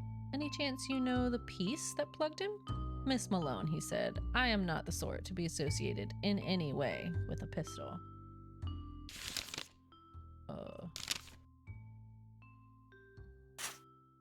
I found an automatic in your trash bin. This .45 is a gangster caliber. What are the chances it's the same one that killed Green? Stable frowned again. I was beginning to like his frowns. So it seems to me, I continued, that your boys found the murder weapon in the trash, then called you around to see what to do about it. Yes, he admitted. I was telephoned to look at the weapon. We were about to phone the police about it when I noticed you wandering the grounds. Oh, I'm sure. Why were you so interested in the Green case? And why is this gun here? He sighed. Do you remember, Miss Malone, that Connor Green had already attempted to frame me? Once I had learned of his death, I thought that whomever had killed him would also try to blame me.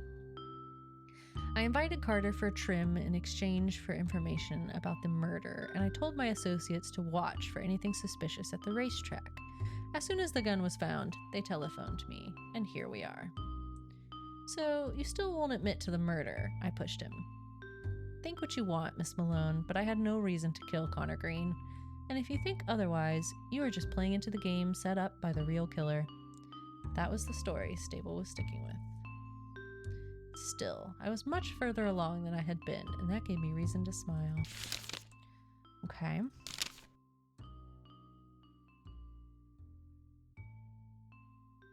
Let's try and ask about this. I told him that Connor Green was found near the Tin Spoon, the coroner reporting his time of death around midnight. That is a late hour, Stable said. Miss Malone, I am always fast asleep in my bed at that time of the night. So nobody was there with you? No, I was alone. In response to my raised eyebrow, he continued, I would never lie to you, Miss Malone. Of course, it would be just as difficult for you to disprove my story as it would be for me to prove it. And we live in a civilized nation that requires your proof, not mine. Stable might have had the opportunity to kill Green, but I'd have to first place him concretely. I assure you, he said, I was at home, asleep at that time.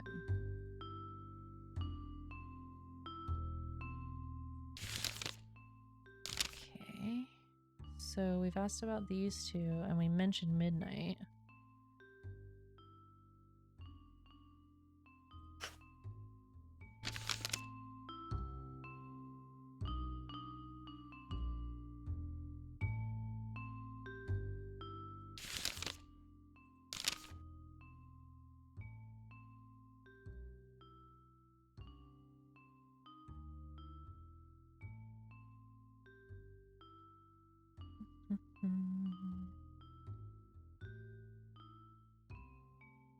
You still claim you don't bootleg? Okay. Okay. Okay.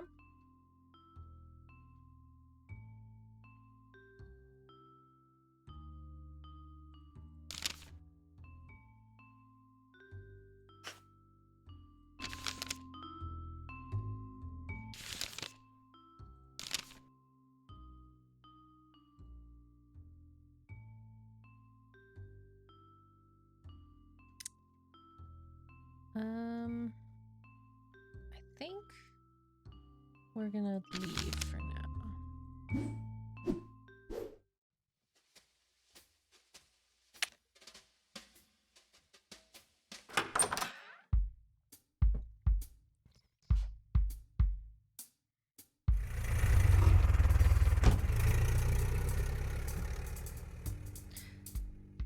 All right.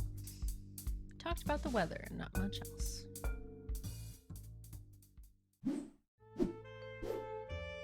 I came upon the greenhouse and knocked on the door. This time, Mrs. Green opened it quickly.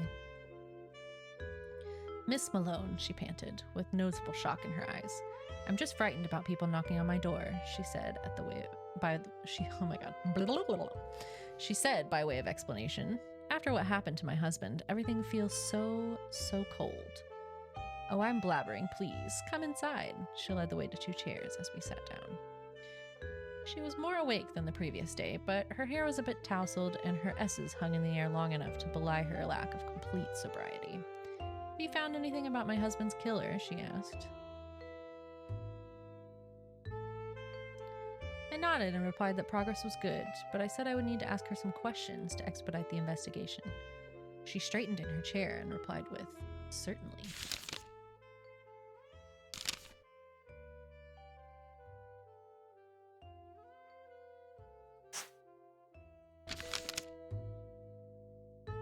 Your husband received a threatening letter, I told her. That's why he came to me.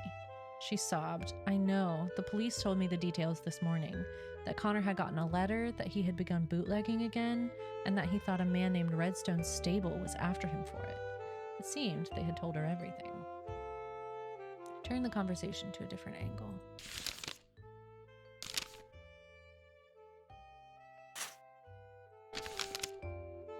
Your husband recently changed careers, I told her, to bootlegging.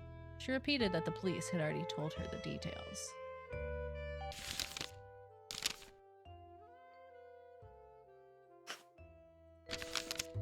I glanced at the coat that hung on the rack.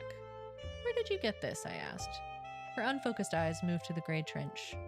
Connor brought it home one day. It was too small for his frame, but I thought it looked swell on me. Seems built for a man, I said. Sure, but it's the freedom age, darling. We can wear anything, or even nothing at all.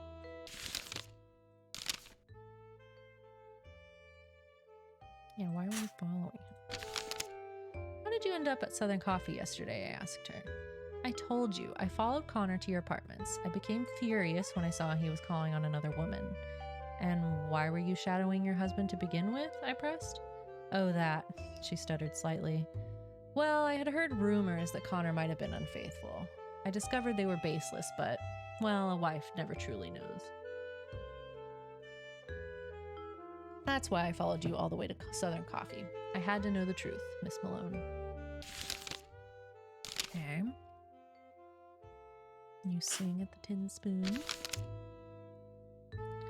You're a jazz singer at the Tin Spoon, I asked. She gave a languid nod. I wondered how she started singing. I mean, yeah, ask. So I asked about her roots. Well, she started, Papa never liked the petting parties or the liquor or the young men and roadsters, but he never made a fuss about it, not until I started to sing. That's enough to get a girl disowned. I supposed I was a teenage prima donna looking for attention, she sighed.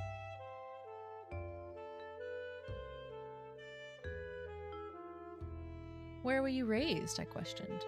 He smiled, but there was a hint of cruelty behind it. I'm a Stern, Miss Malone, the only child of Abraham and Elise.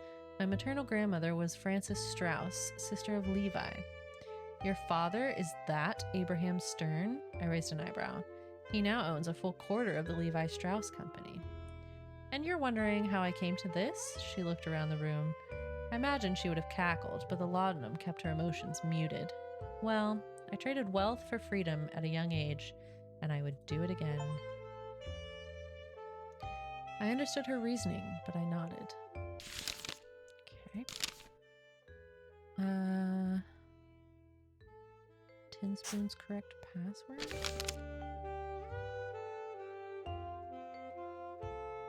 Okay, password is my voice. Fair enough.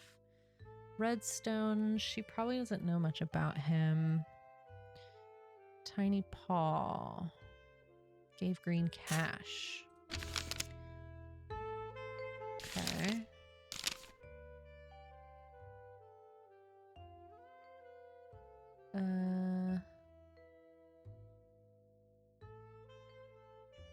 Do you know Ray Carter? Okay. Seemingly not. It seems your husband was from St. Louis, I put to her. She squirmed, but said nothing, so I pressed her. Mrs. Green, I'm investigating his death. You're right, she sighed. He had told me when he was from out east, though he lied to everyone else. He claimed he had to flee from his past. I never asked the details, so that's all I know, and you're the first person I've told. He also had 2 train tickets to there, I continued. He wanted to return? Well, those tickets have no date printed on them, she paused, looked at me from underneath long lashes, and continued. He was thinking of going back there. I guess whatever trouble he had was blowing over. But I refused. I told him I wanted to stay in San Francisco. Whenever Connor and I quarreled, a sharp, wavering inhale cut off her sentence. Well, he kept them around to brandish, to show me that he loved me and that he stayed here only for me.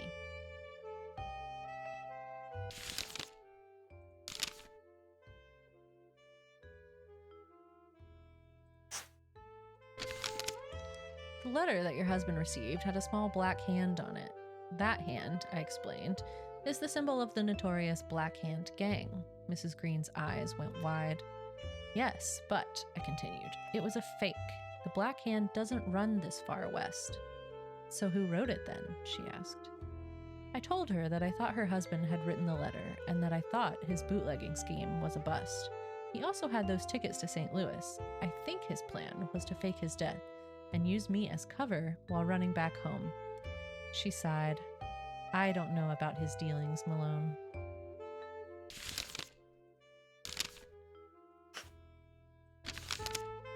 What were you doing last night? I asked. Her expression was surprise, but I told her that I just need to place everyone in their locations, Mrs. Green, to get a full picture of the evening. Of course, she said. Let's see.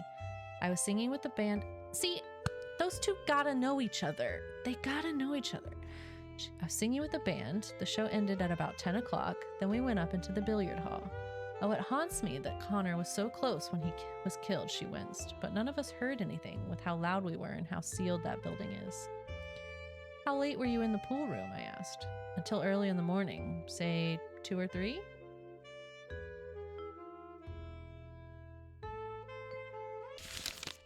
Do we have...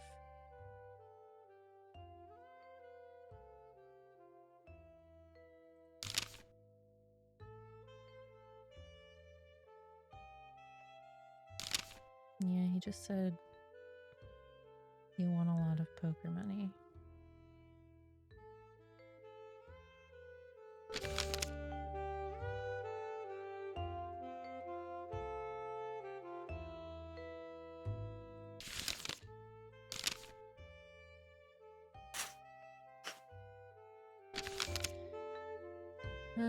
Okay, so she doesn't know anything about that. What about Ray Carter?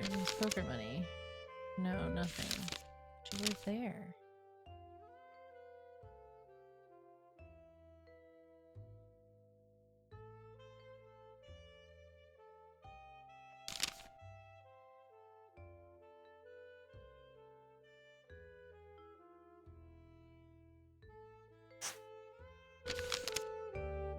I motioned to the bottles on the ground.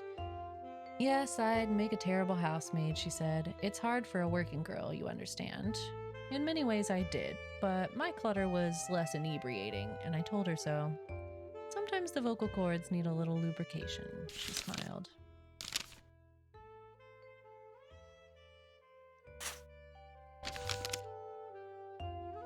Okay.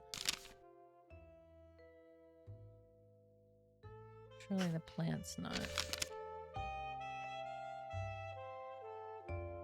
important.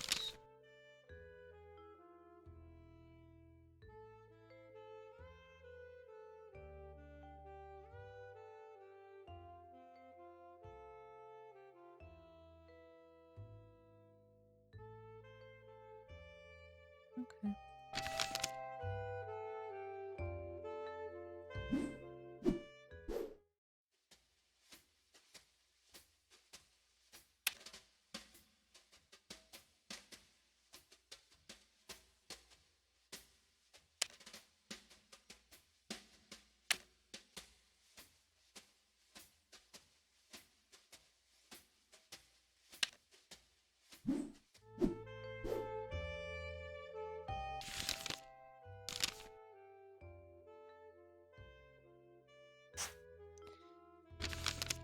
I brought up the hat on the rack.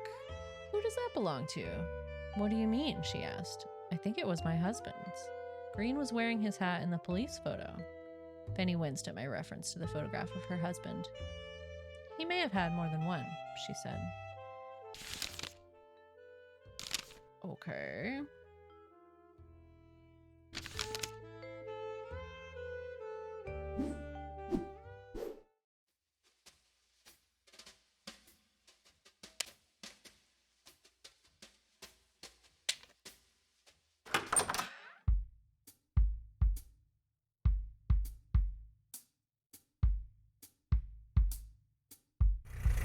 All right. To the scene of the murder. Well, likely the scene of the murder. Just before starting to talk with the driver, I noticed a newspaper beside me with the headline about the recent International Winter Sports Week. I read the paper. International Winter Sports Week began today with the opening ceremony held in the alpine city of Chamois, France. The United States has sent 24 of our finest men and women to compete in the inaugural contest. Our hopefuls are led by Charles Jutra, national speed skating champion, and our men's ice hockey team, who looks to upset the Canadian favorites. Organized by the French Olympic Committee, the same body that runs the famous Summer Games, this week of sports has been informally dubbed the Winter Olympics. Competition begins tomorrow. Put down the paper and we arrived at my destination.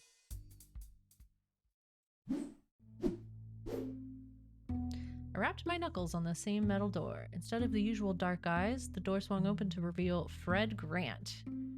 He let out a PC, good seeing ya, with more whiskey on his breath than a fire breather. He stumbled down the next few steps and I caught his limp body. All loose ends tied up, he said, winking at me while he tried to stand tall. Through the doorman in the back of the wagon, he continued. He says nobody came in or out from the upstairs billiards hall last night. A hiccup interrupted Grant's thought. You know, I believe him, but the Bulls need someone to work on, and putting welts on this goon will make the afternoon go faster. So, nobody came in or out from the upstairs billiards hall last night, and they were up there until the morning, right? Supposedly, so that lines up with her statement at least. He again tried to stand upright. Failing at that, he stumbled to his police car, got behind the wheel, let the sirens loose, and drove the machine around the corner. I continued up the stairs to find a similar scene as the day before, only Tiny Paul had been replaced by a young woman, idly playing with a deck of cards scattered across the billiards table.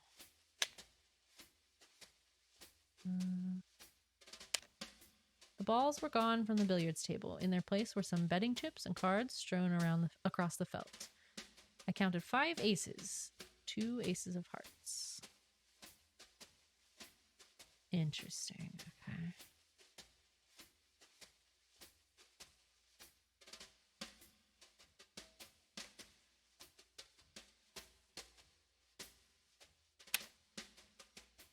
I could see the tears welled in the girl's eyes. I approached the young woman and looked her up and down. Studied her clothes. She wore an olive scarf tied around her head. Her dress was a darker green with long tassels that shimmered yellow even in the dim light of the billiards hall. It was cut above the knee, indicating she was likely a performer with the band. "Who are you?" I asked. She said in a clear, strong voice, "I'm Ella Smith. I work nights as a backing singer," she added in a more delicate tone. "But, well, last night I had a bit too much of the cider. The whole band was here, playing a long game of poker and singing after work." I wonder if she had been in the billiards room since the previous evening. Perhaps she didn't want to talk about her night. It might embarrass a young woman. No, we gots to know. This is a murder investigation. But I had to know the story. "And you're still here?" I asked her. "I came to this morning," a blush interrupted her before she continued her thought. "I was laying on the pool table when I heard the cop banging on the metal door."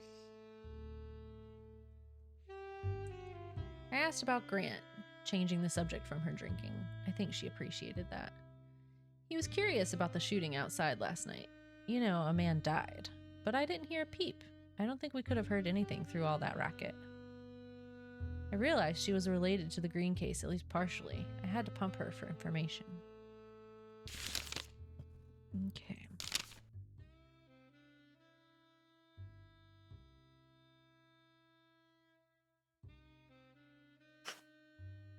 About Connor Green. Fair enough. Mrs. Green, singer at the Tin Spoon. I asked if Green's wife sang here under the pseudonym Little Fanny. Ella Smith nodded in affirmation. Little Fanny.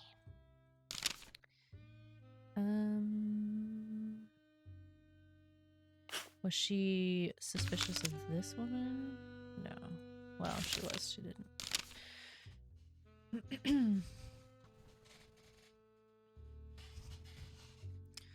Tiny Paul gave Green cash.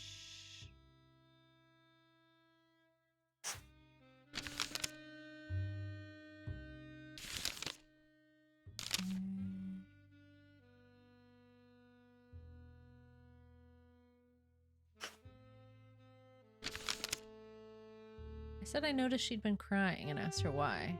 Her lower lip wavered, but she managed to stop it before any tears could get through. "It's that copper who was just here. He kept wanting me to feed him drinks, and the more I put in him, the more fresh he got with me." "No, it's not your fault," I said.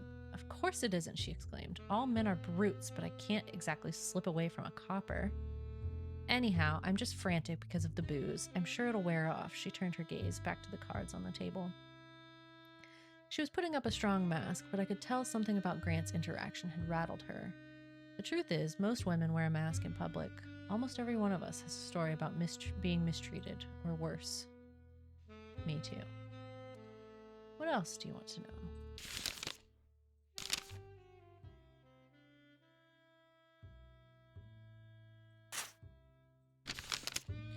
Green was killed around midnight, I told her. Do you remember anything from then? She turned red in an instant. Midnight was the time I sang All by Myself to the crowd up here. How do you know it was midnight? I asked. Well, last New Year's Eve at exactly midnight, me and Little Fanny, you know, our lead, did a swell duet for the boys. They wanted to hear it again, but she wasn't around to sing it, so I did it alone. Oh, shit. Little Fanny wasn't around? I asked. But the doorman says nobody left the billiards room left the joint. Ella shrugged. Maybe she was in the toilets? I didn't go looking for her. Look, I never get to sing lead. They don't like us Chinese girls doing that, so I took my chance. How could I turn it down? She asked. Well, anyhow, after that song is when I really downed some gin. I didn't much like it, but they said it was good for me, and I was riding high with everyone watching. I don't remember much after that. I thanked her for the tip. So you claim you were in here at midnight? I asked. That's right, she said. No, I don't have anything.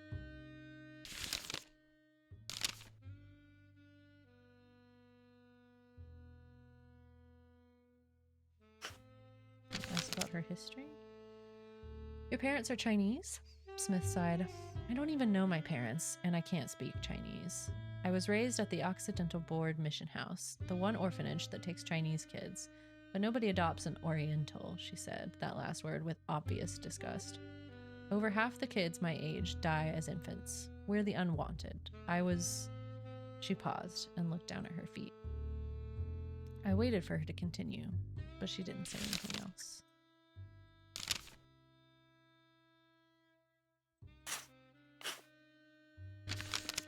Do you know anybody who had a gun that could kill Green? I asked.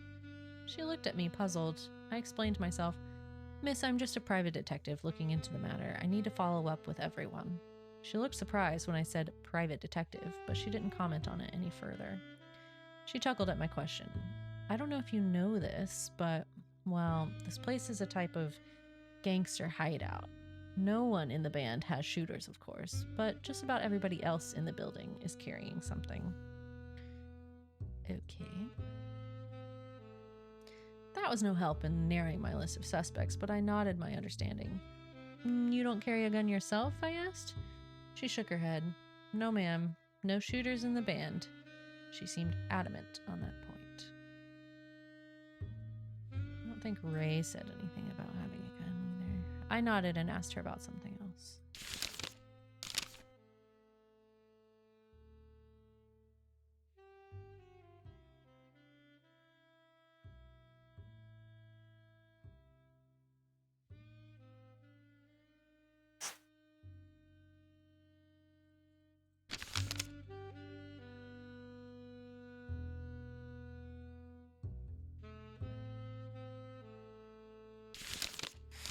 Okay.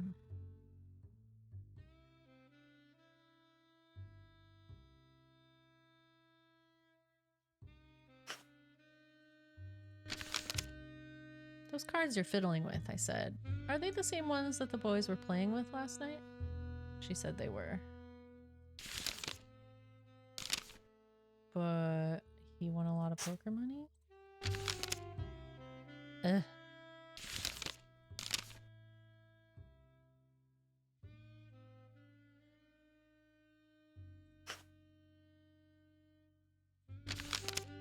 Where's Tiny Paul? I asked. I need to see him. Paul's likely as tired as I am. After the band finished downstairs, we all came up to play poker. Paul and the boys were at it the entire night, so I assume he's at home. I asked if she knew where Paul's home was, but she shook her head. No, Paul and I aren't close. I don't think we have anything to contradict that.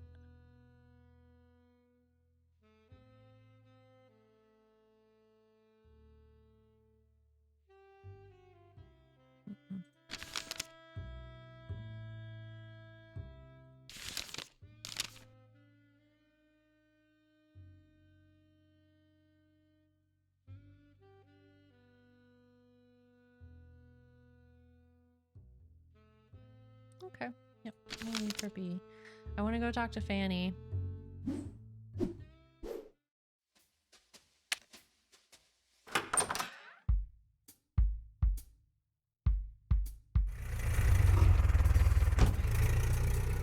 Where did you go, madam?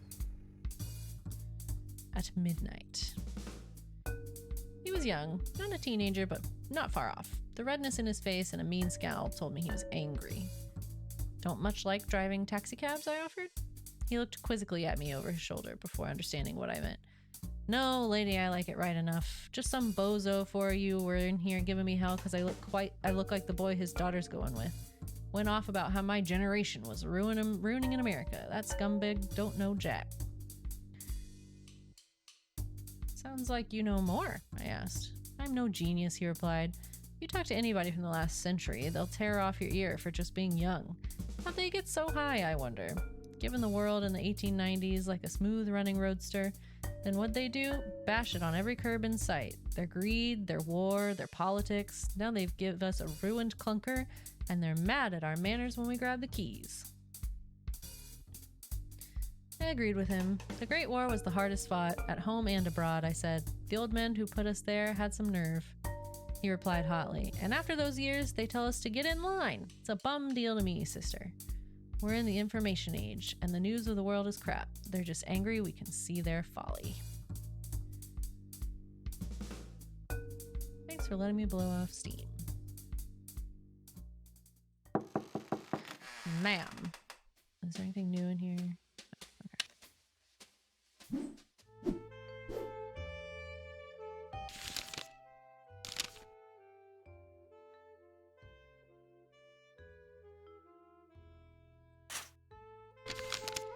One of your backing singers claims you left the upstairs room before midnight, I said from my notes. That's not true, she said defiantly. I was there the entire evening. She seemed quite sure, Miss Green. She sang to the drunken boys without you there. But I asked our doorman, Miss Malone. He said nobody left the upstairs room. You're doing your own digging? I asked. She blushed. I just have no confidence in the police. Anyhow, if nobody came from upstairs, that eliminates anyone in the pool room. I must have been in the restroom if Ella is certain I wasn't with them at that exact time, because I could not have been outside. Nobody came from upstairs, that eliminates anyone in the pool room. I must have been in the restroom if Ella is certain I wasn't with them at that exact time, because I could not have been outside.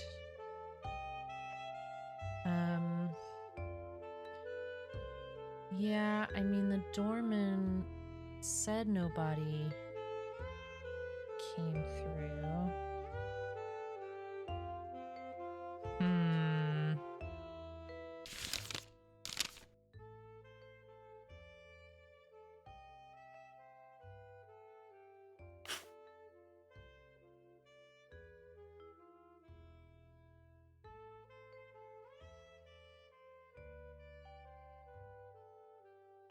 Nobody came through the pool hall entrance.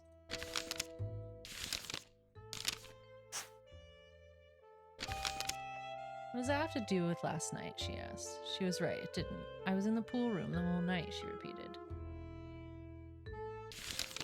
But you weren't.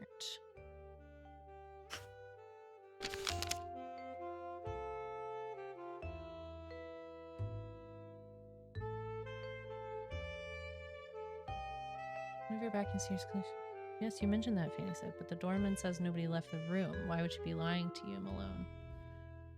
In any event, I was in the pool room the entire time. You were not. I don't understand. You weren't.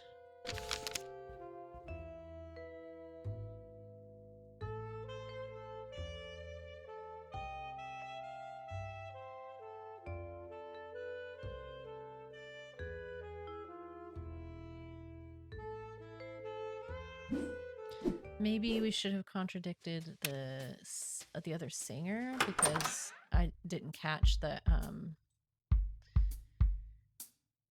when she said Fanny left, that the pool room was specifically what we were talking about. But now I know. I love this job, he told me as we turned the corner of Polk and Bush Streets. Used to work in a plant across the bay with my two brothers. You know how boring that gets? Bang this, push that. What a life. We weren't made for factories. Sure, they get paid more, they're part of a union, they have good pensions, but they can't beat this, he said. Such freedom. Okay. Ma'am. Why did you lie to me?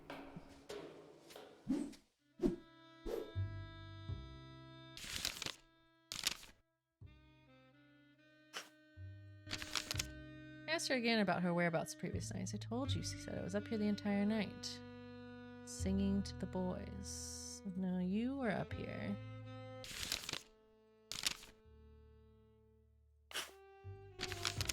Tried to ask her again about what she told me, but nothing new came of it.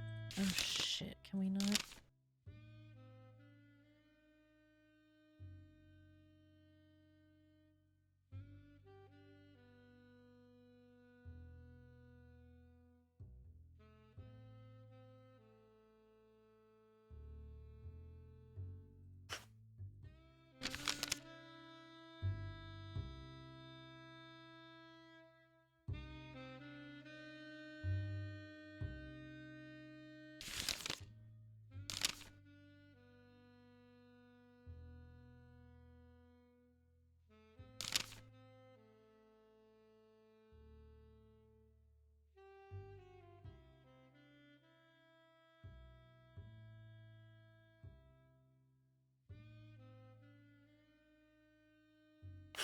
think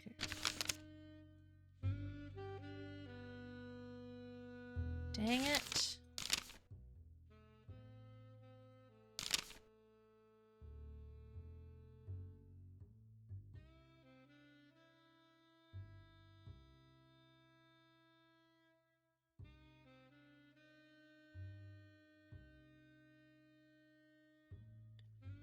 Which one of them is lying? Shit.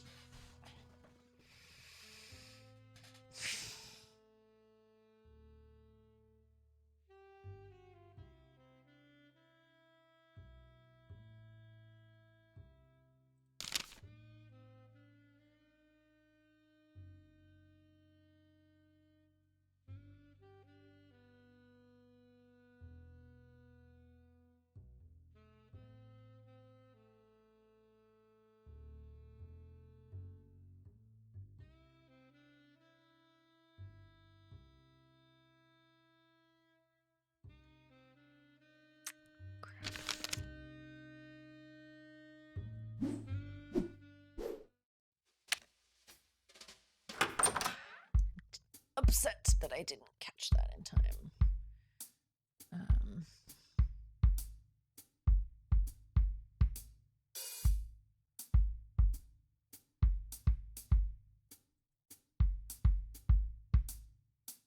I'd like to go to the police station.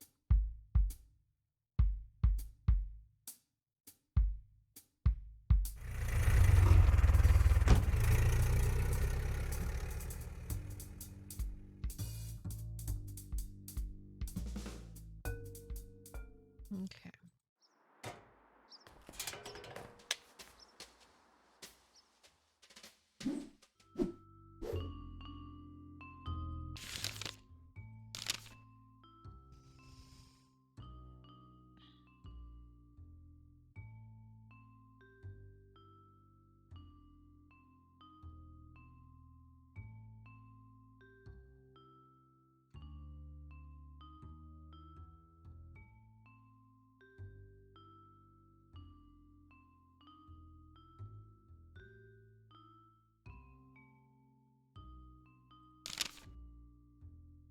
Does he know Tiny Paw?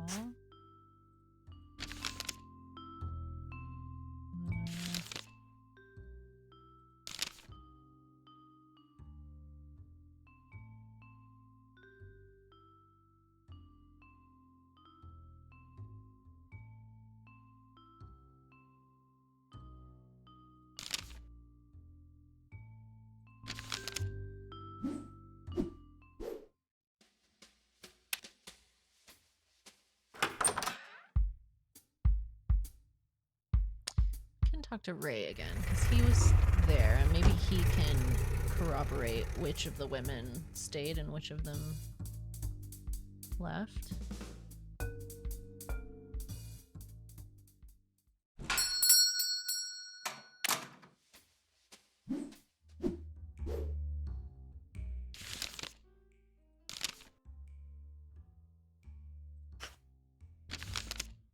Ella Smith tells me Lil Fanny wasn't in the billiards room at midnight. I put to him.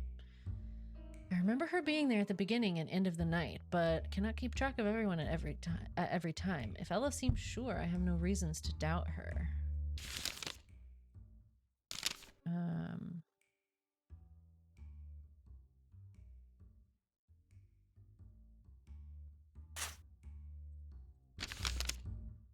Did you have access to the gun Green was shot with? I asked him. A black man with a cannon? He laughed. Miss, if I held one in the tin spoon, I would lose more than my job. Much, much more than my job. Those boys do not treat me like they do you, pretty lady. I like to keep my neck, so no, I do not carry one, nor do I know where to get one.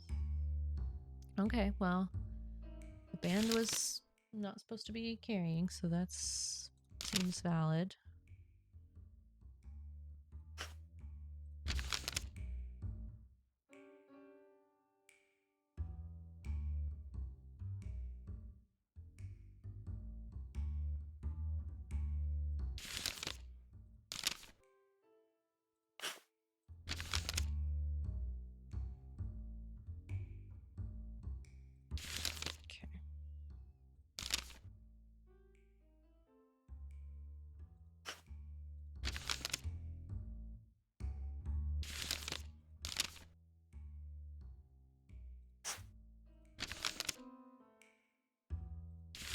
doesn't know why she was upset. How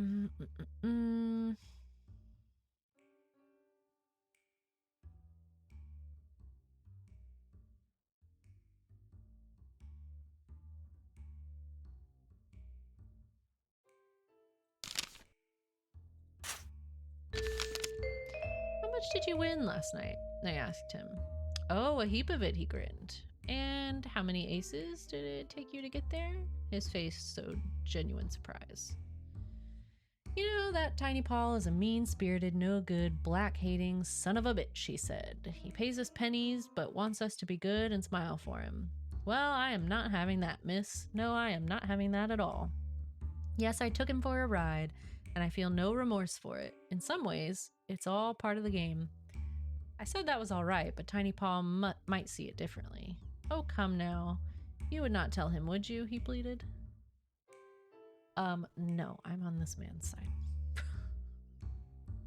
Extort that man, not extort, but cheat that man out of his money. Good for you. I don't see a reason I need to, I said. He smiled. Well, now you are all right. More than all right, it seems. I just nodded back and he sighed in relief. You know, he continued, I bet I had no reason to cheat last night.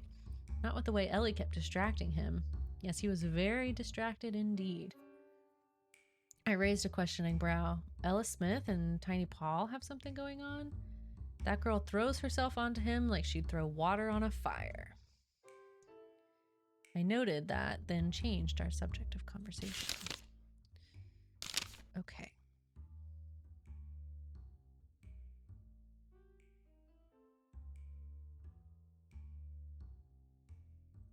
You have anything to say about her being Chinese? Yeah, okay.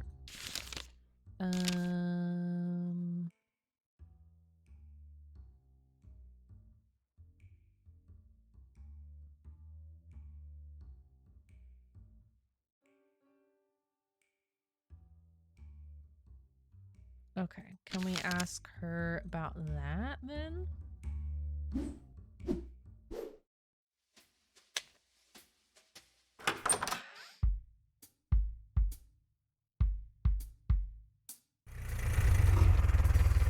Let's see.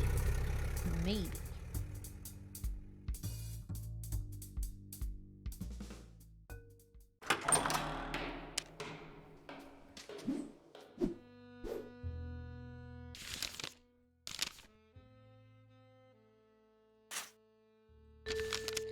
Ray Cotter tells me that you and Tiny Paul are close, I said. Is that true, Miss Smith? Smith squinted at me hotly, then let out a sigh. Okay, he's right, she blurted. I'm in love with Paul. That's no crime. It was obvious she wanted to hide the relationship. If the two of them ever broke it off, her career would be doomed. I empathized with her. The heart never plays fair. This won't get out on my account, I promised. But you have to tell me Tiny Paul's whereabouts. She sighed and gave me the address of a Pacific Heights apartment building. He lives in a penthouse on the top floor. Just don't tell him I told you. Thanked her for Paul's address and changed the subject. Beautiful. Going to Paul's house. Going to Paul's house.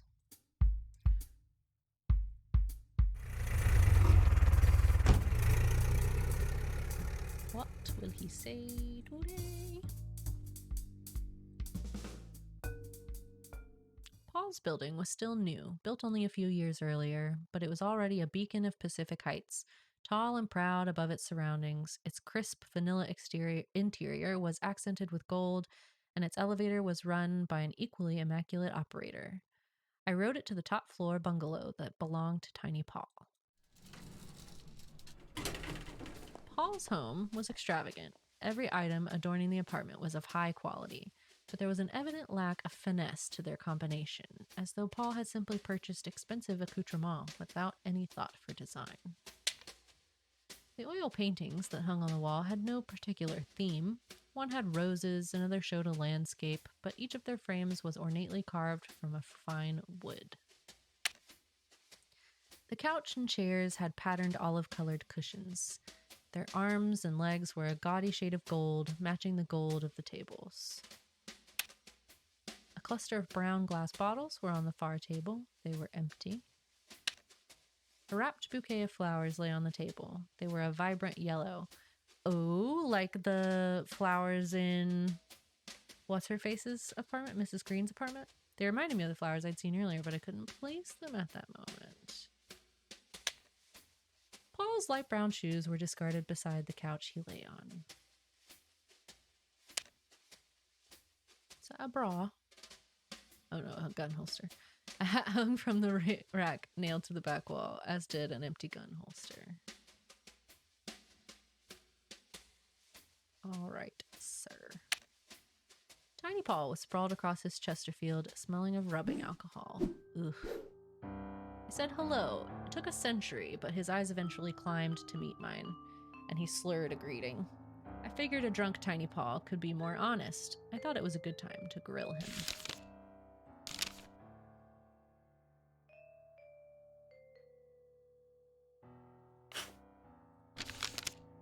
You know Green's supply was baloney, I said. He nodded. So you know the game.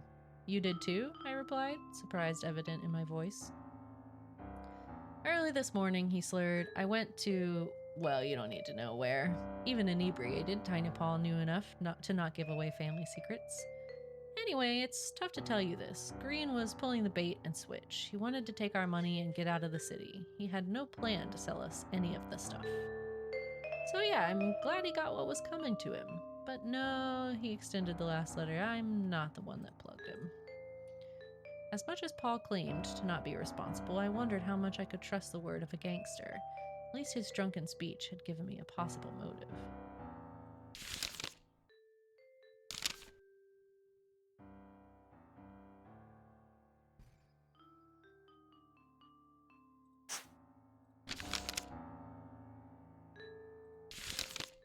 Okay.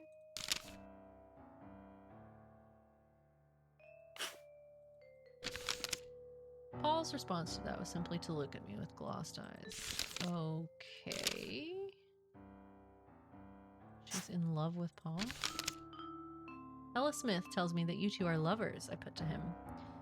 He let out a low grumble. Smith was beautiful, but she was Chinese, and Paul wouldn't sit well if rumors swirled about the two of them. Paul, I pressed, is she lying to me? Paul sighed with a no, and followed with, it's just petting between us, nothing more.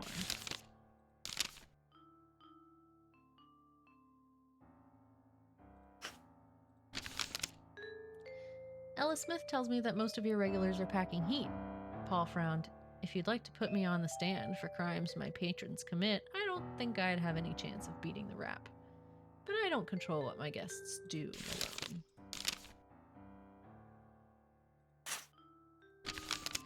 Ella Smith tells me Lil Fanny was absent from the billiards room at midnight, I told him.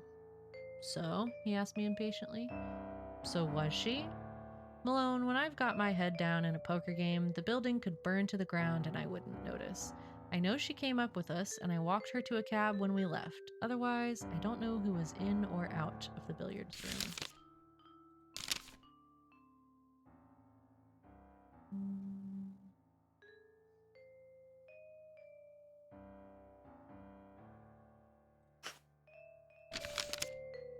Police say that Green was a ghost in San Francisco before 1920, I told Paul. And now he's a ghost here too.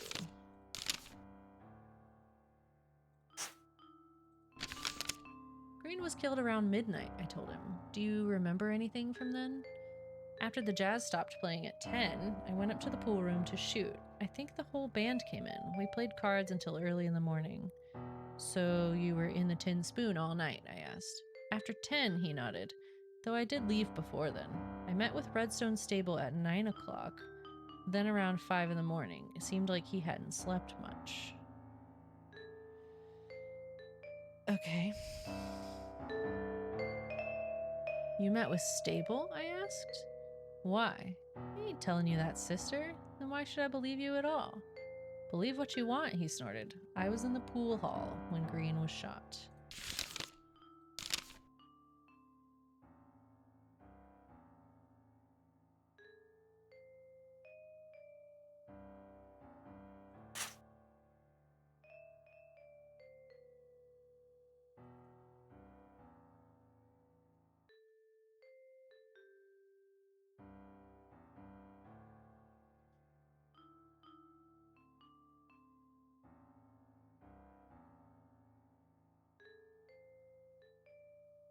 Okay.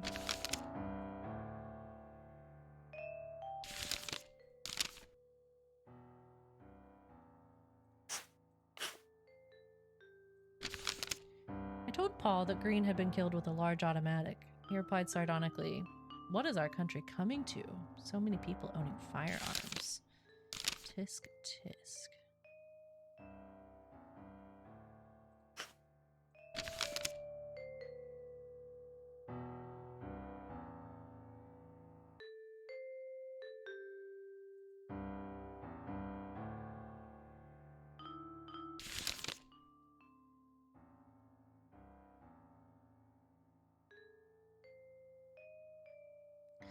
I don't know that we have much more to ask him about.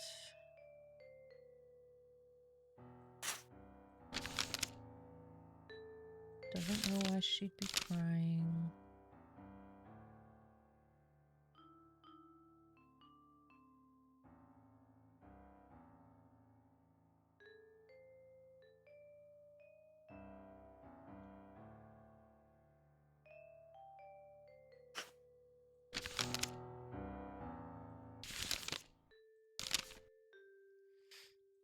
What about... I told Paul about the extra ace I had seen on the billiards table.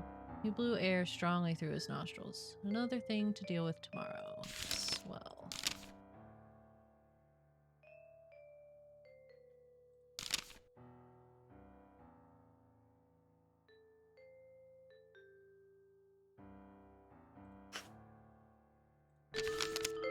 "I know a girl who likes flowers like the ones on your table," I said to him.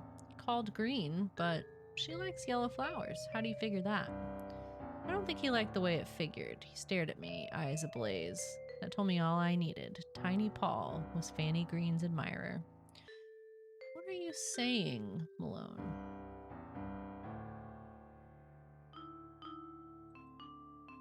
"Just asking questions," I said to him. "The detective has to cover all her leads." Paul took a heavy sigh, but in his drunken state he didn't do much more.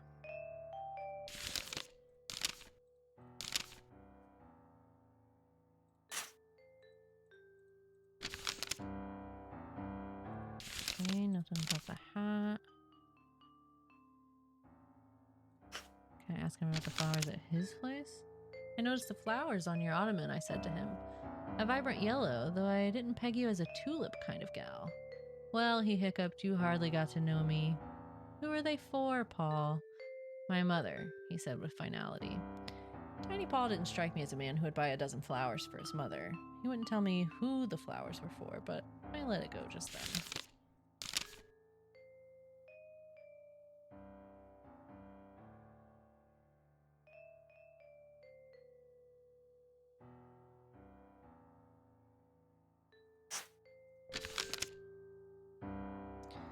I asked Paul about the empty bottles. "A man drinking himself into a stupor is no crime." Okay, sure. I pointed at the empty holster in the room. "That strap just hold your slingshot?" Paul's deep breath carried more booze than a bootlegger's truck. "All right, Malone," he said with the slurred words. "I do carry a gun, but you're barking up the wrong tree. Lay off if you know what's good for you." "You don't even know what my gun looks like."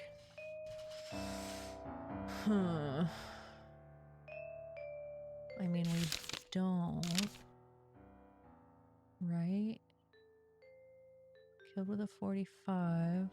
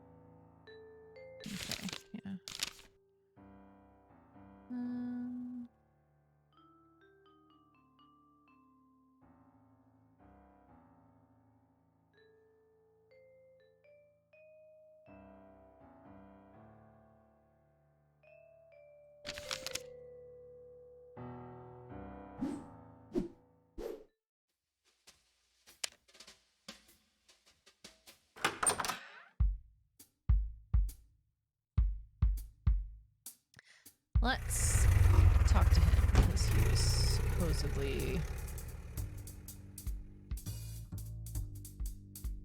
out and about. He said he was sleeping all night.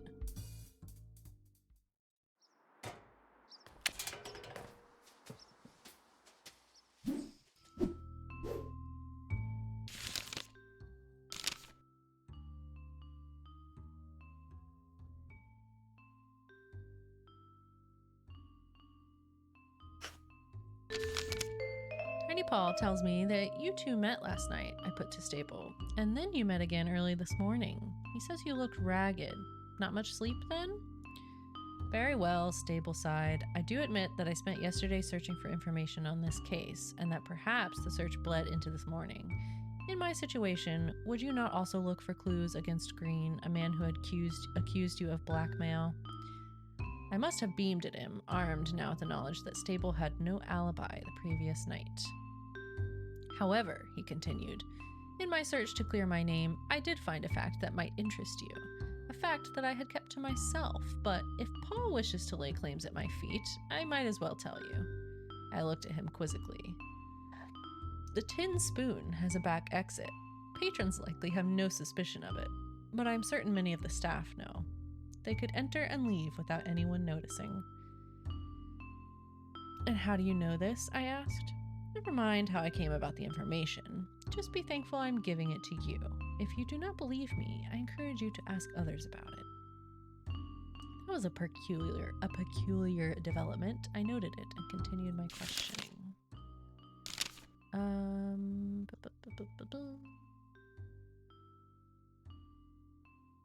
Paul's apartment. I wanted to ask about something else.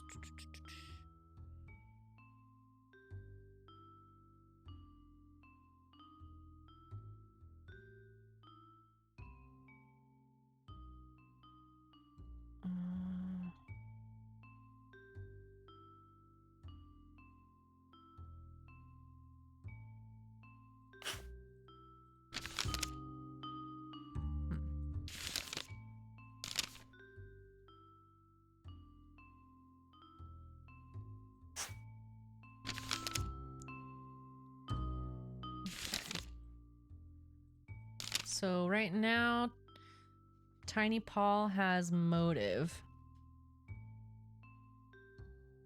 And Stable has opportunity.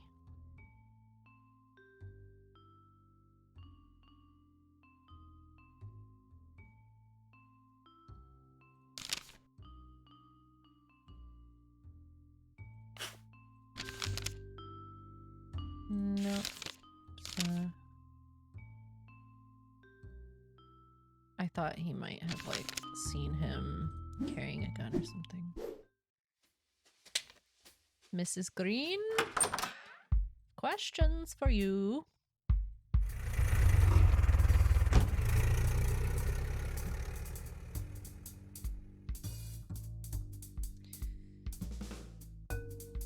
Okay, madam.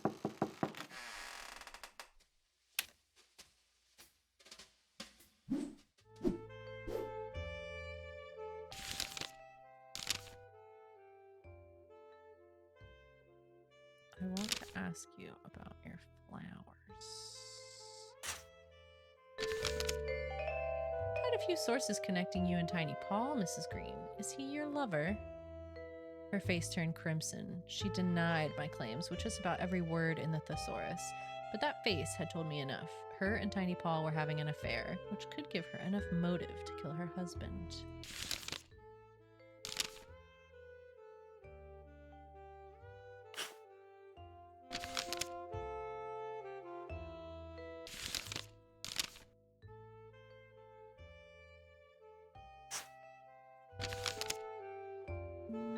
She doesn't know anything about his gun.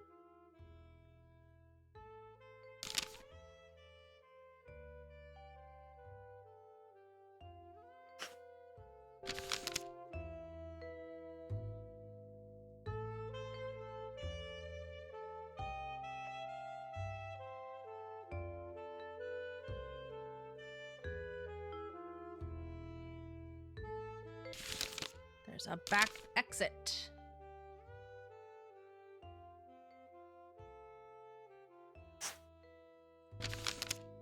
What does that have to do with last night, she asked. She was right, it didn't. What?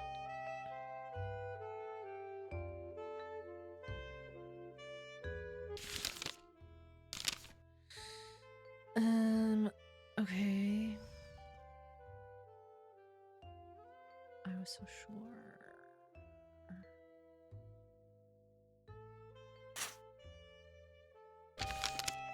Told Mrs. Green that I'd suspected Tiny Paw and Ella Smith of being lovers. Okay, she doesn't care about that. Strange. Even about her, like, throwing herself at him? Okay.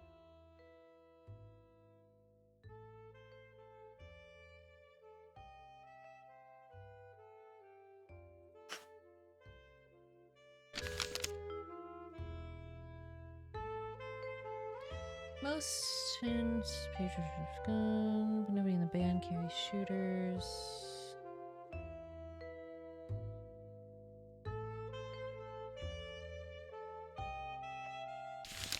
But he had an empty holster.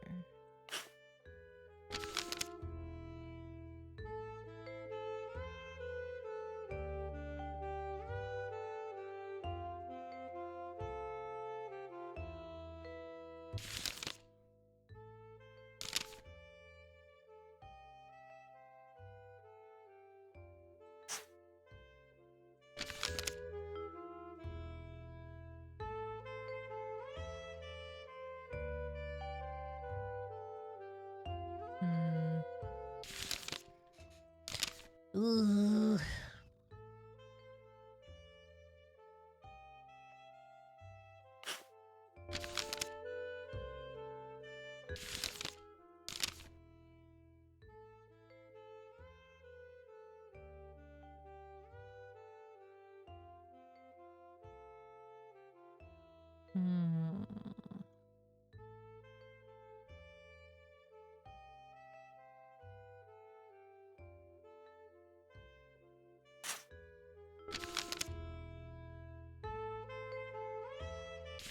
She doesn't know it has a back exit, huh?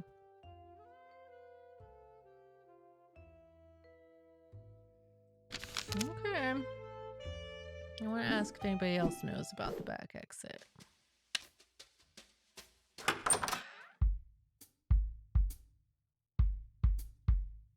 Does Smith know about the back exit? Maybe.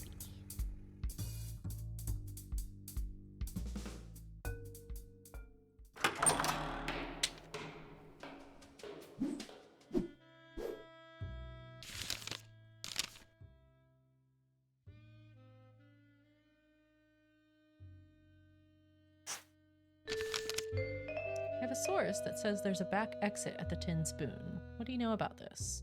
Ella Smith nodded. Yes, we do have one. It's behind the women's changing rooms. I can't imagine any of the men know about it. They would never be able to get back there without causing a riot.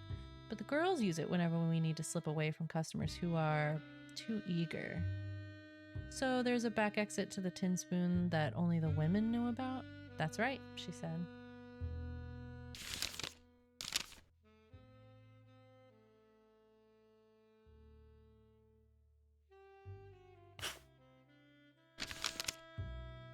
Got a notion that Tiny Paul and Fanny Green had been having an affair. Ella Smith winced. Miss Smith, do you know about this? I pressed.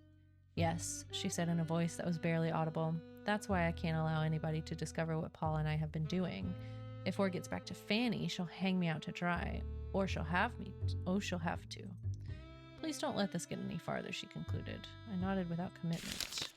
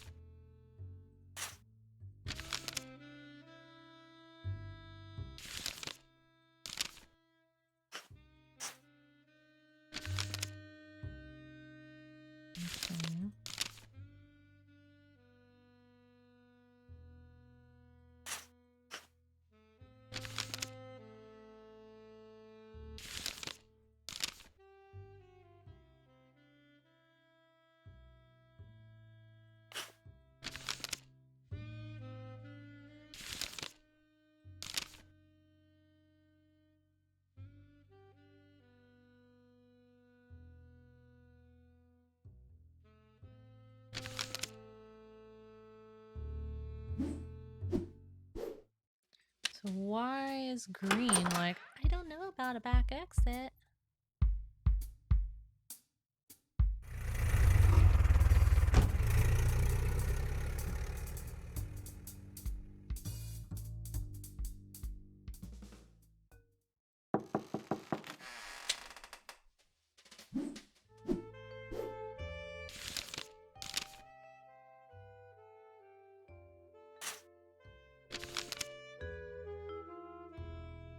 It's a back door that only the female performers can use. Is that right, Mrs. Green? Oh, yes, she said. I think you're right. I stepped out at some point during the night, Mrs. Green admitted. Sometimes a girl needs fresh air, but I could not have been gone long. I was in the billiards room most of the night. Okay, so now she has opportunity and motive.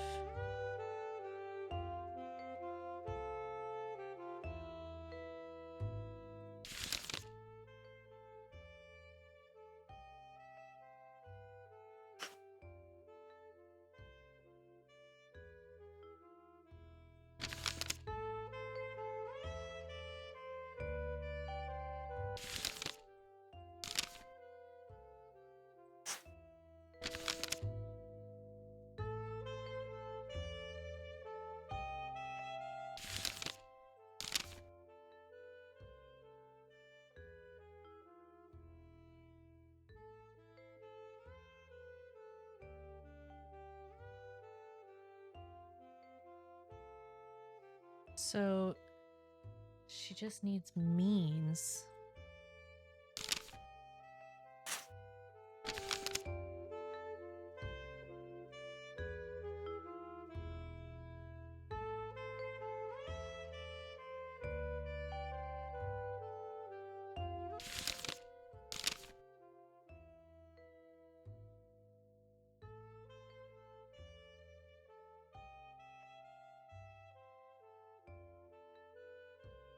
I mean, most of them have guns.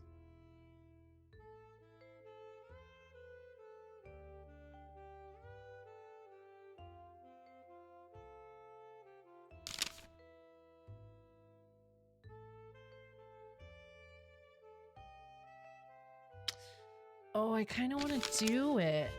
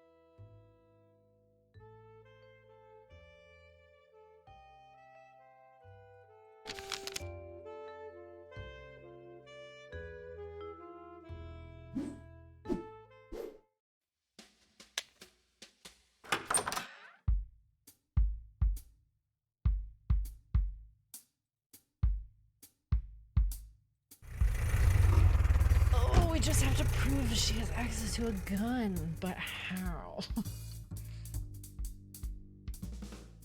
Whose gun did she use?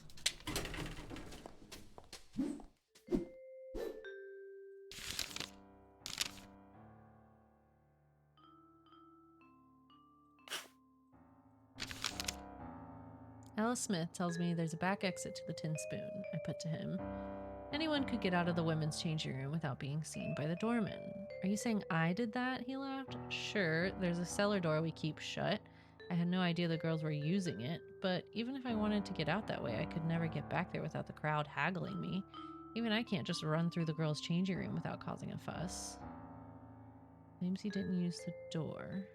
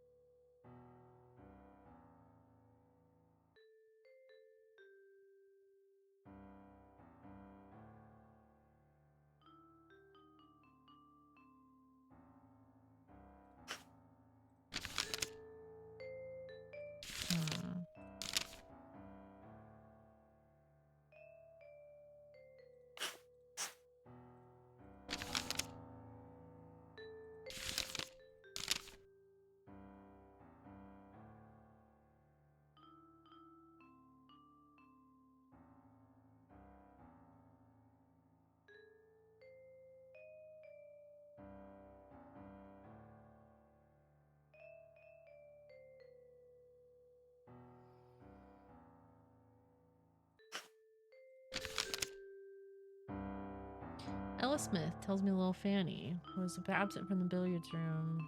Okay, he's like, I wasn't paying attention.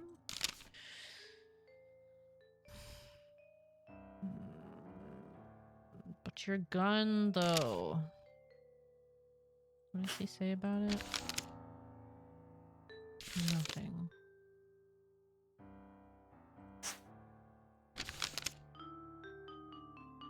Why the empty holster, Paul? I asked him. Don't even know what my gun looks like. I'm telling you, lay off, he repeated.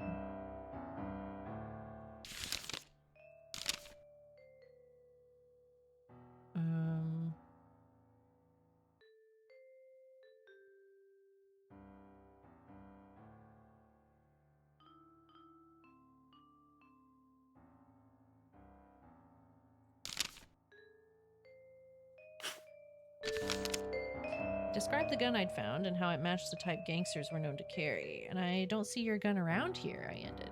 His jaw stiffened. I keep my gun in that holster, and when I'm not at home, that holster stays on my person or in my jacket. So where's it now, Paul? What if I told you I lost it yesterday? How could you disprove that? I raised an eyebrow. A weak story, Paul. Weak or not, it's just what I'm telling you. What are you going to do on about it? Just asking questions. Okay, so now does it say he lost his gun?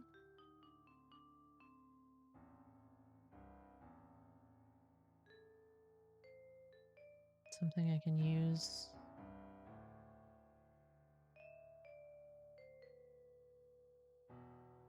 Someone close could snag his gun. Perfect. Mrs. Green.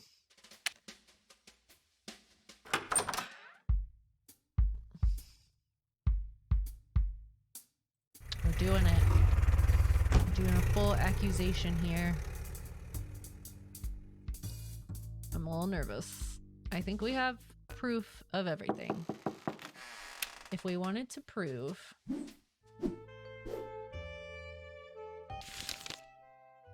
means.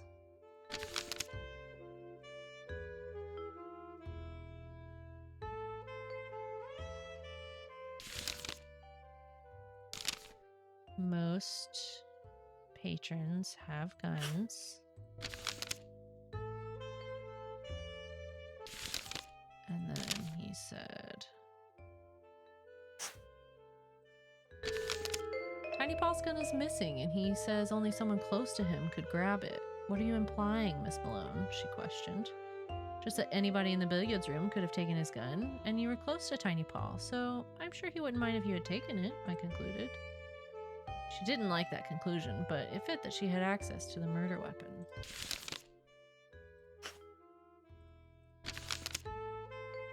We have stepped out a bit from yours. Oh god.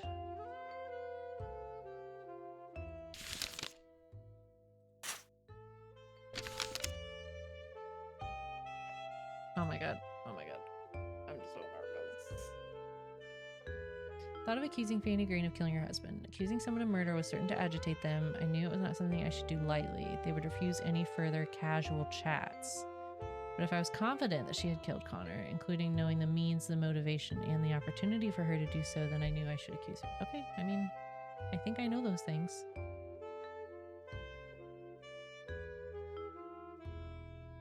Fanny's face contorted like I'd first seen her in Southern Coffee. She barked at me. What are you saying? I love my husband dearly. How dare you accuse me of murder? She huffed her way out of breath, which gave me a chance to prove it. So, where do we... Fanny had access to Paul's gun.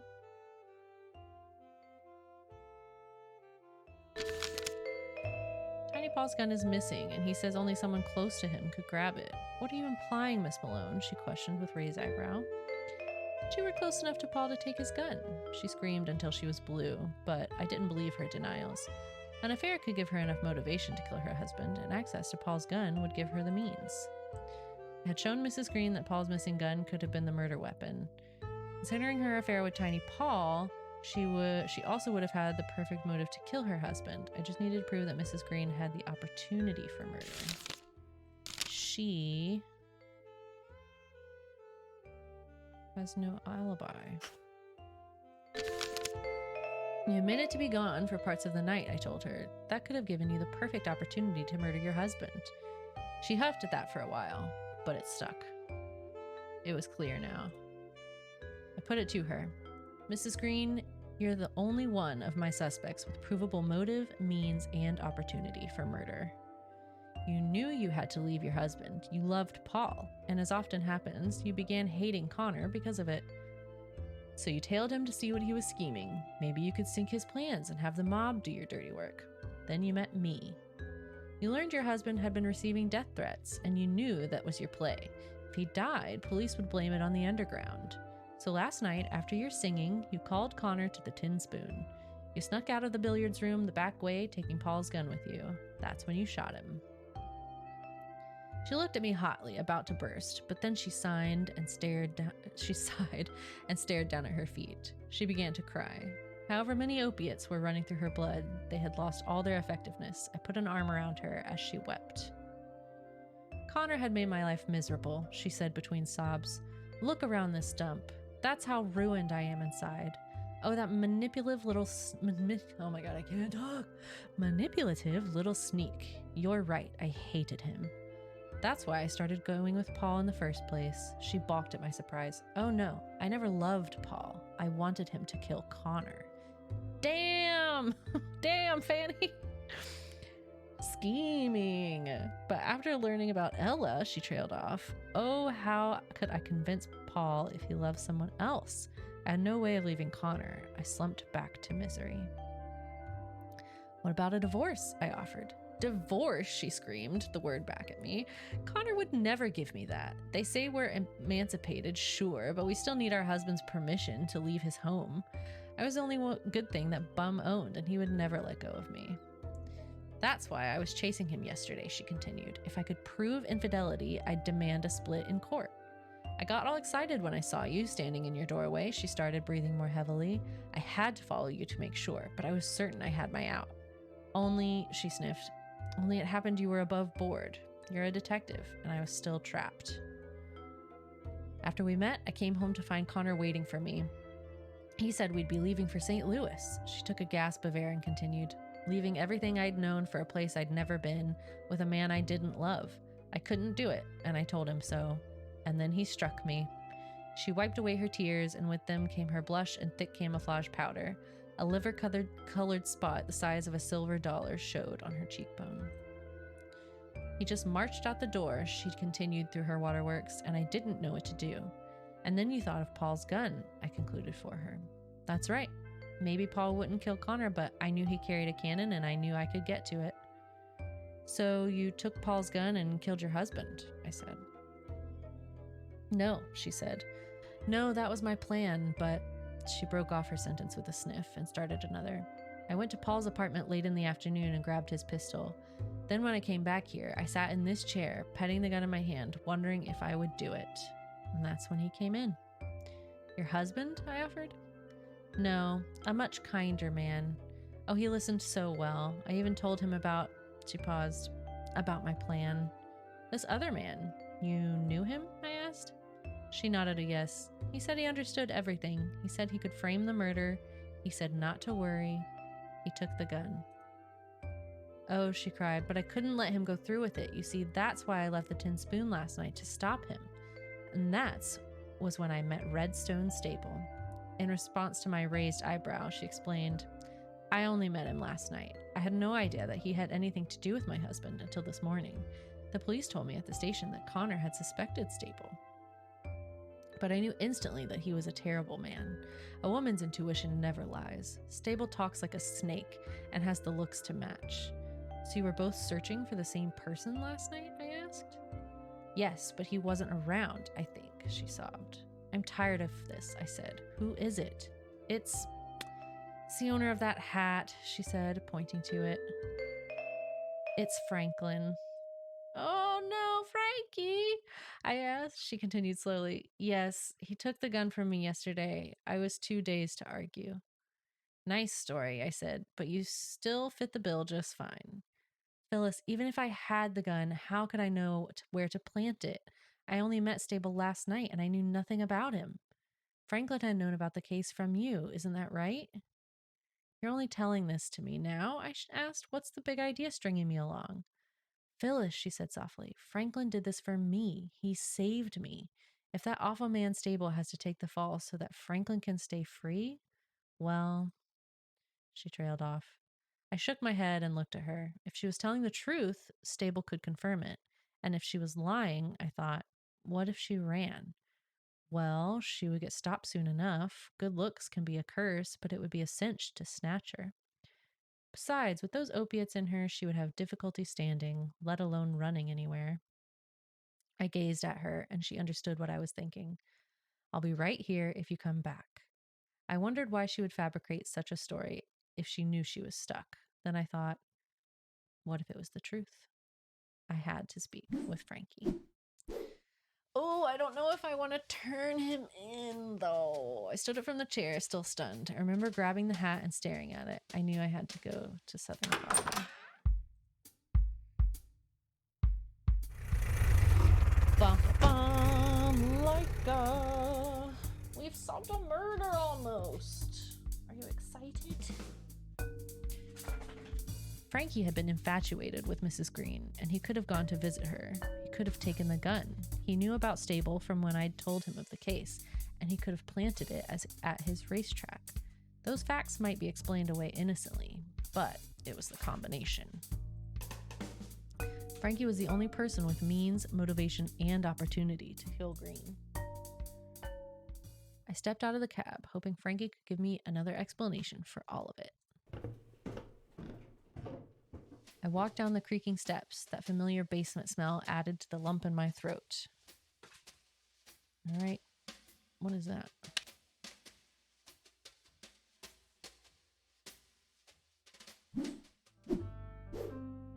Gave me his generous smile that I knew well. I pulled out the hat and showed it to him. This hat belongs to you, I said in a flat tone. Frankie gaped. If I'd had any doubts, that look erased them. You killed Connor Green. Gasp. Frankie's next sentence was short, delivered after a sigh. I always remembered it. I can't lie to you, he said. My jaw began to quiver, either from sadness or anger. It was hard to be sure. Why get wrapped up in this? I asked. Does that dimpled girl mean so much to you? Frankie shook his head. This will be a long story, he started. I mean, yeah, let's find out. I let him talk. As heated as I was, I had to know why Frankie would kill my client. It's that sheet, he motioned to the newspaper flopped on the bar. 1887, the St. Louis Browns. My last good season. My career was ruined by Thomas Kinney. Kinney was a mob boss, you see. He ran St. Louis's politics, above ground and below. He was cruel to everyone, sure, but he had a special hate for blacks. In 1887, that hate came to baseball. One practice, a local kid comes up to the fence and calls Murray, our left fielder, over to him. He tells Murray that every Browns player has to sign onto a letter which says that we refuse to play against the Brooklyn Cubans, a colored team. The kid then runs off. We all knew who the orders had really come from. If I refused to ink it, Kinney's gang would run me out of baseball, or worse. But some of the best teammates and people I'd ever known over the years had been black. I was torn up about it. In the end, I guess I was just a kid who wanted to play. I didn't want trouble. I signed with the others. It was the worst decision I ever made, Malone. It's haunted me since. I started on the hooch, and I never played the game again. I kept listening as Frankie continued. I became the booze hound of St. Louis in the dumps at every bar in town. But this louse had tales about old Thomas Kinney and a way of telling them that kept the others interested. Maybe my rumors worked. Kinney lost the next election. Just a few weeks later, he died of tuberculosis. Kinney's partner, Tom Egan, blamed me for all of it. Egan's rats. Oh no. I knew I had to blow St. Louis, so I went to Philly, my hometown. I ran into my old pitching partner, Matt Kilroy, who opened a bar. He invited me to run it with him, so long as I stopped drinking myself. Under his eye, I made it. I got sober by working in a speakeasy, if you can believe that. I even married Kilroy's sister and became a stepfather to her 2 boys. I was engrossed and continued to listen as Frankie went on. Well, by then, Egan had renamed the gang, and Egan's rats had spread east. They came for me one night, and I barely ducked their spray. Lucky a cop was near his beat, or they would have circled around and finished the job. I had a great life in Philly, but I had to give it up. I couldn't put my new family in that danger. I fled out west, where I knew the rats didn't have a foothold. Philly was the second time those bastards ruined my life. I ended for him, and when you discovered that Green was a part of Egan's rats, you wouldn't let them ruin you a 3rd time. Frankie laughed. No, Malone, I could have run easy. My life here ain't much. I have nobody here, really. Except you. Sure, I could flee somewhere else, but it's you. Egan's rats won't leave an end loose. If Green had reached St. Louis, they'd have come back and tied you up. I can run from town to town, but I can't make you do that. I was the one who told you to take the case, remember? I had to stop them from hounding you the rest of your life. I stared at him without thought or emotion. He said, I did this for you. Poetic, Frankie, I countered, but this only proves you had no faith in me, just like Green, who hired me because he thought I wouldn't see through his scheme, or his wife, who was hoping I would gum up the works for the police. You thought I couldn't hold my own. I'm just some flapper playing in a man's world, is that right? Frankie shrugged. I just wanted to protect you. I can protect myself, I told him, and without any murders. He sighed. I suppose I wouldn't blame you for taking me in, he said. No, I won't fight if you want to drag me to the hall, but the police have stopped looking for a killer. If you let me, I keep running. It's up to you. Oh no.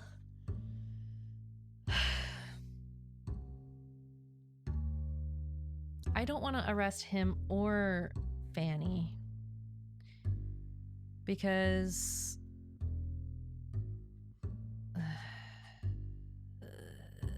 do I have to arrest one of them?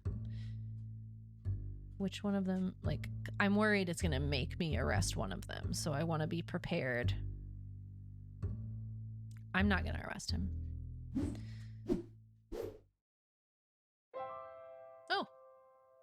Okay. I was overthinking that. Well, what a fun little game. I really liked that, actually. It's neat that they use real actors for there not being any dialogue or anything. It was just for the visuals. That's fun.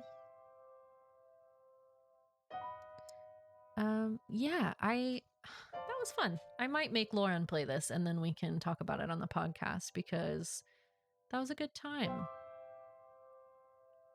Yeah, I loved the art style. I love that 2D art style, and I'm a sucker for like a noir sort of vibe. So the music and setting had me from the start for sure. But yeah, that was a good time. I would definitely recommend this. I've had it in my library forever and I should have played it sooner.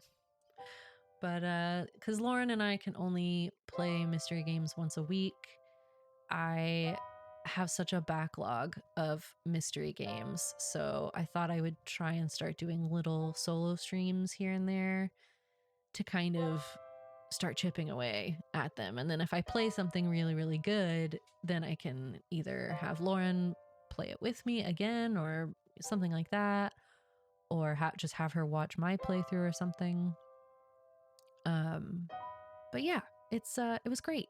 Highly recommend. I love a short little one sitting game, and this one pulled it off really well. Good solid mystery.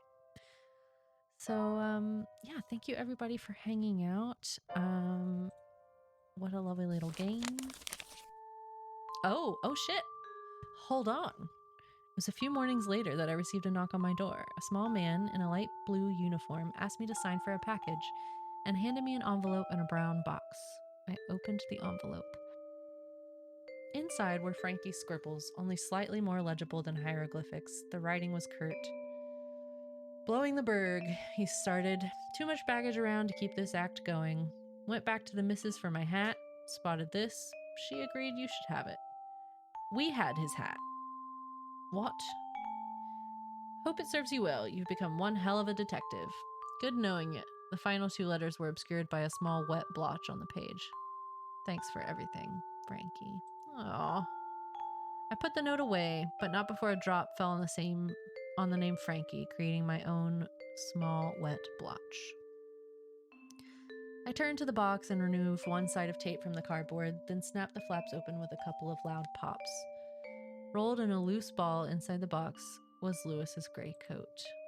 I put it on and looked at myself in the mirror. I grabbed the lapels and pulled them tight. The trench coat suited me. I wondered how Green had first gotten hold of it.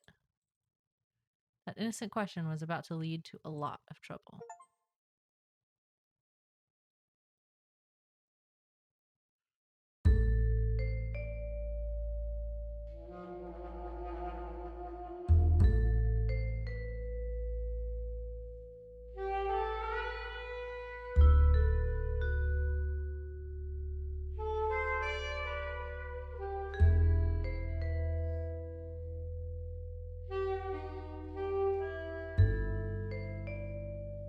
Wait a second.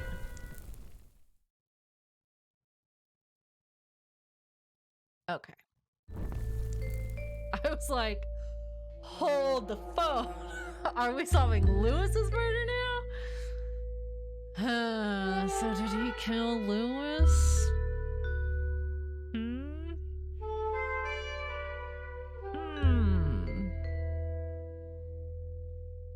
Yikes. I hope not. Dang it. Now that's gonna be... Shit. Huh. I wonder. There's opportunities in the game where you can ask about Lewis, but I felt like it wasn't pertinent to this case, so I should ask the other option. But now I'm curious. But I don't know if I'm curious to play the whole thing over again, so I will probably just look up like a Reddit thread about it or something. But yeah, what a fun time. Highly recommend. What a great game. Let's see who's streaming.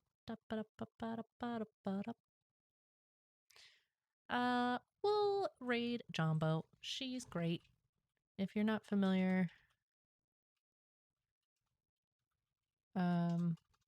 with her, she is a lovely streamer.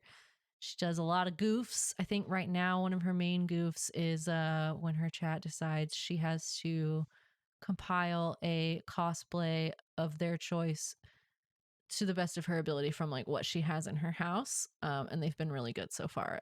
They've been very funny. So go check her out, say hello, and have a good night, everyone. Toodaloo.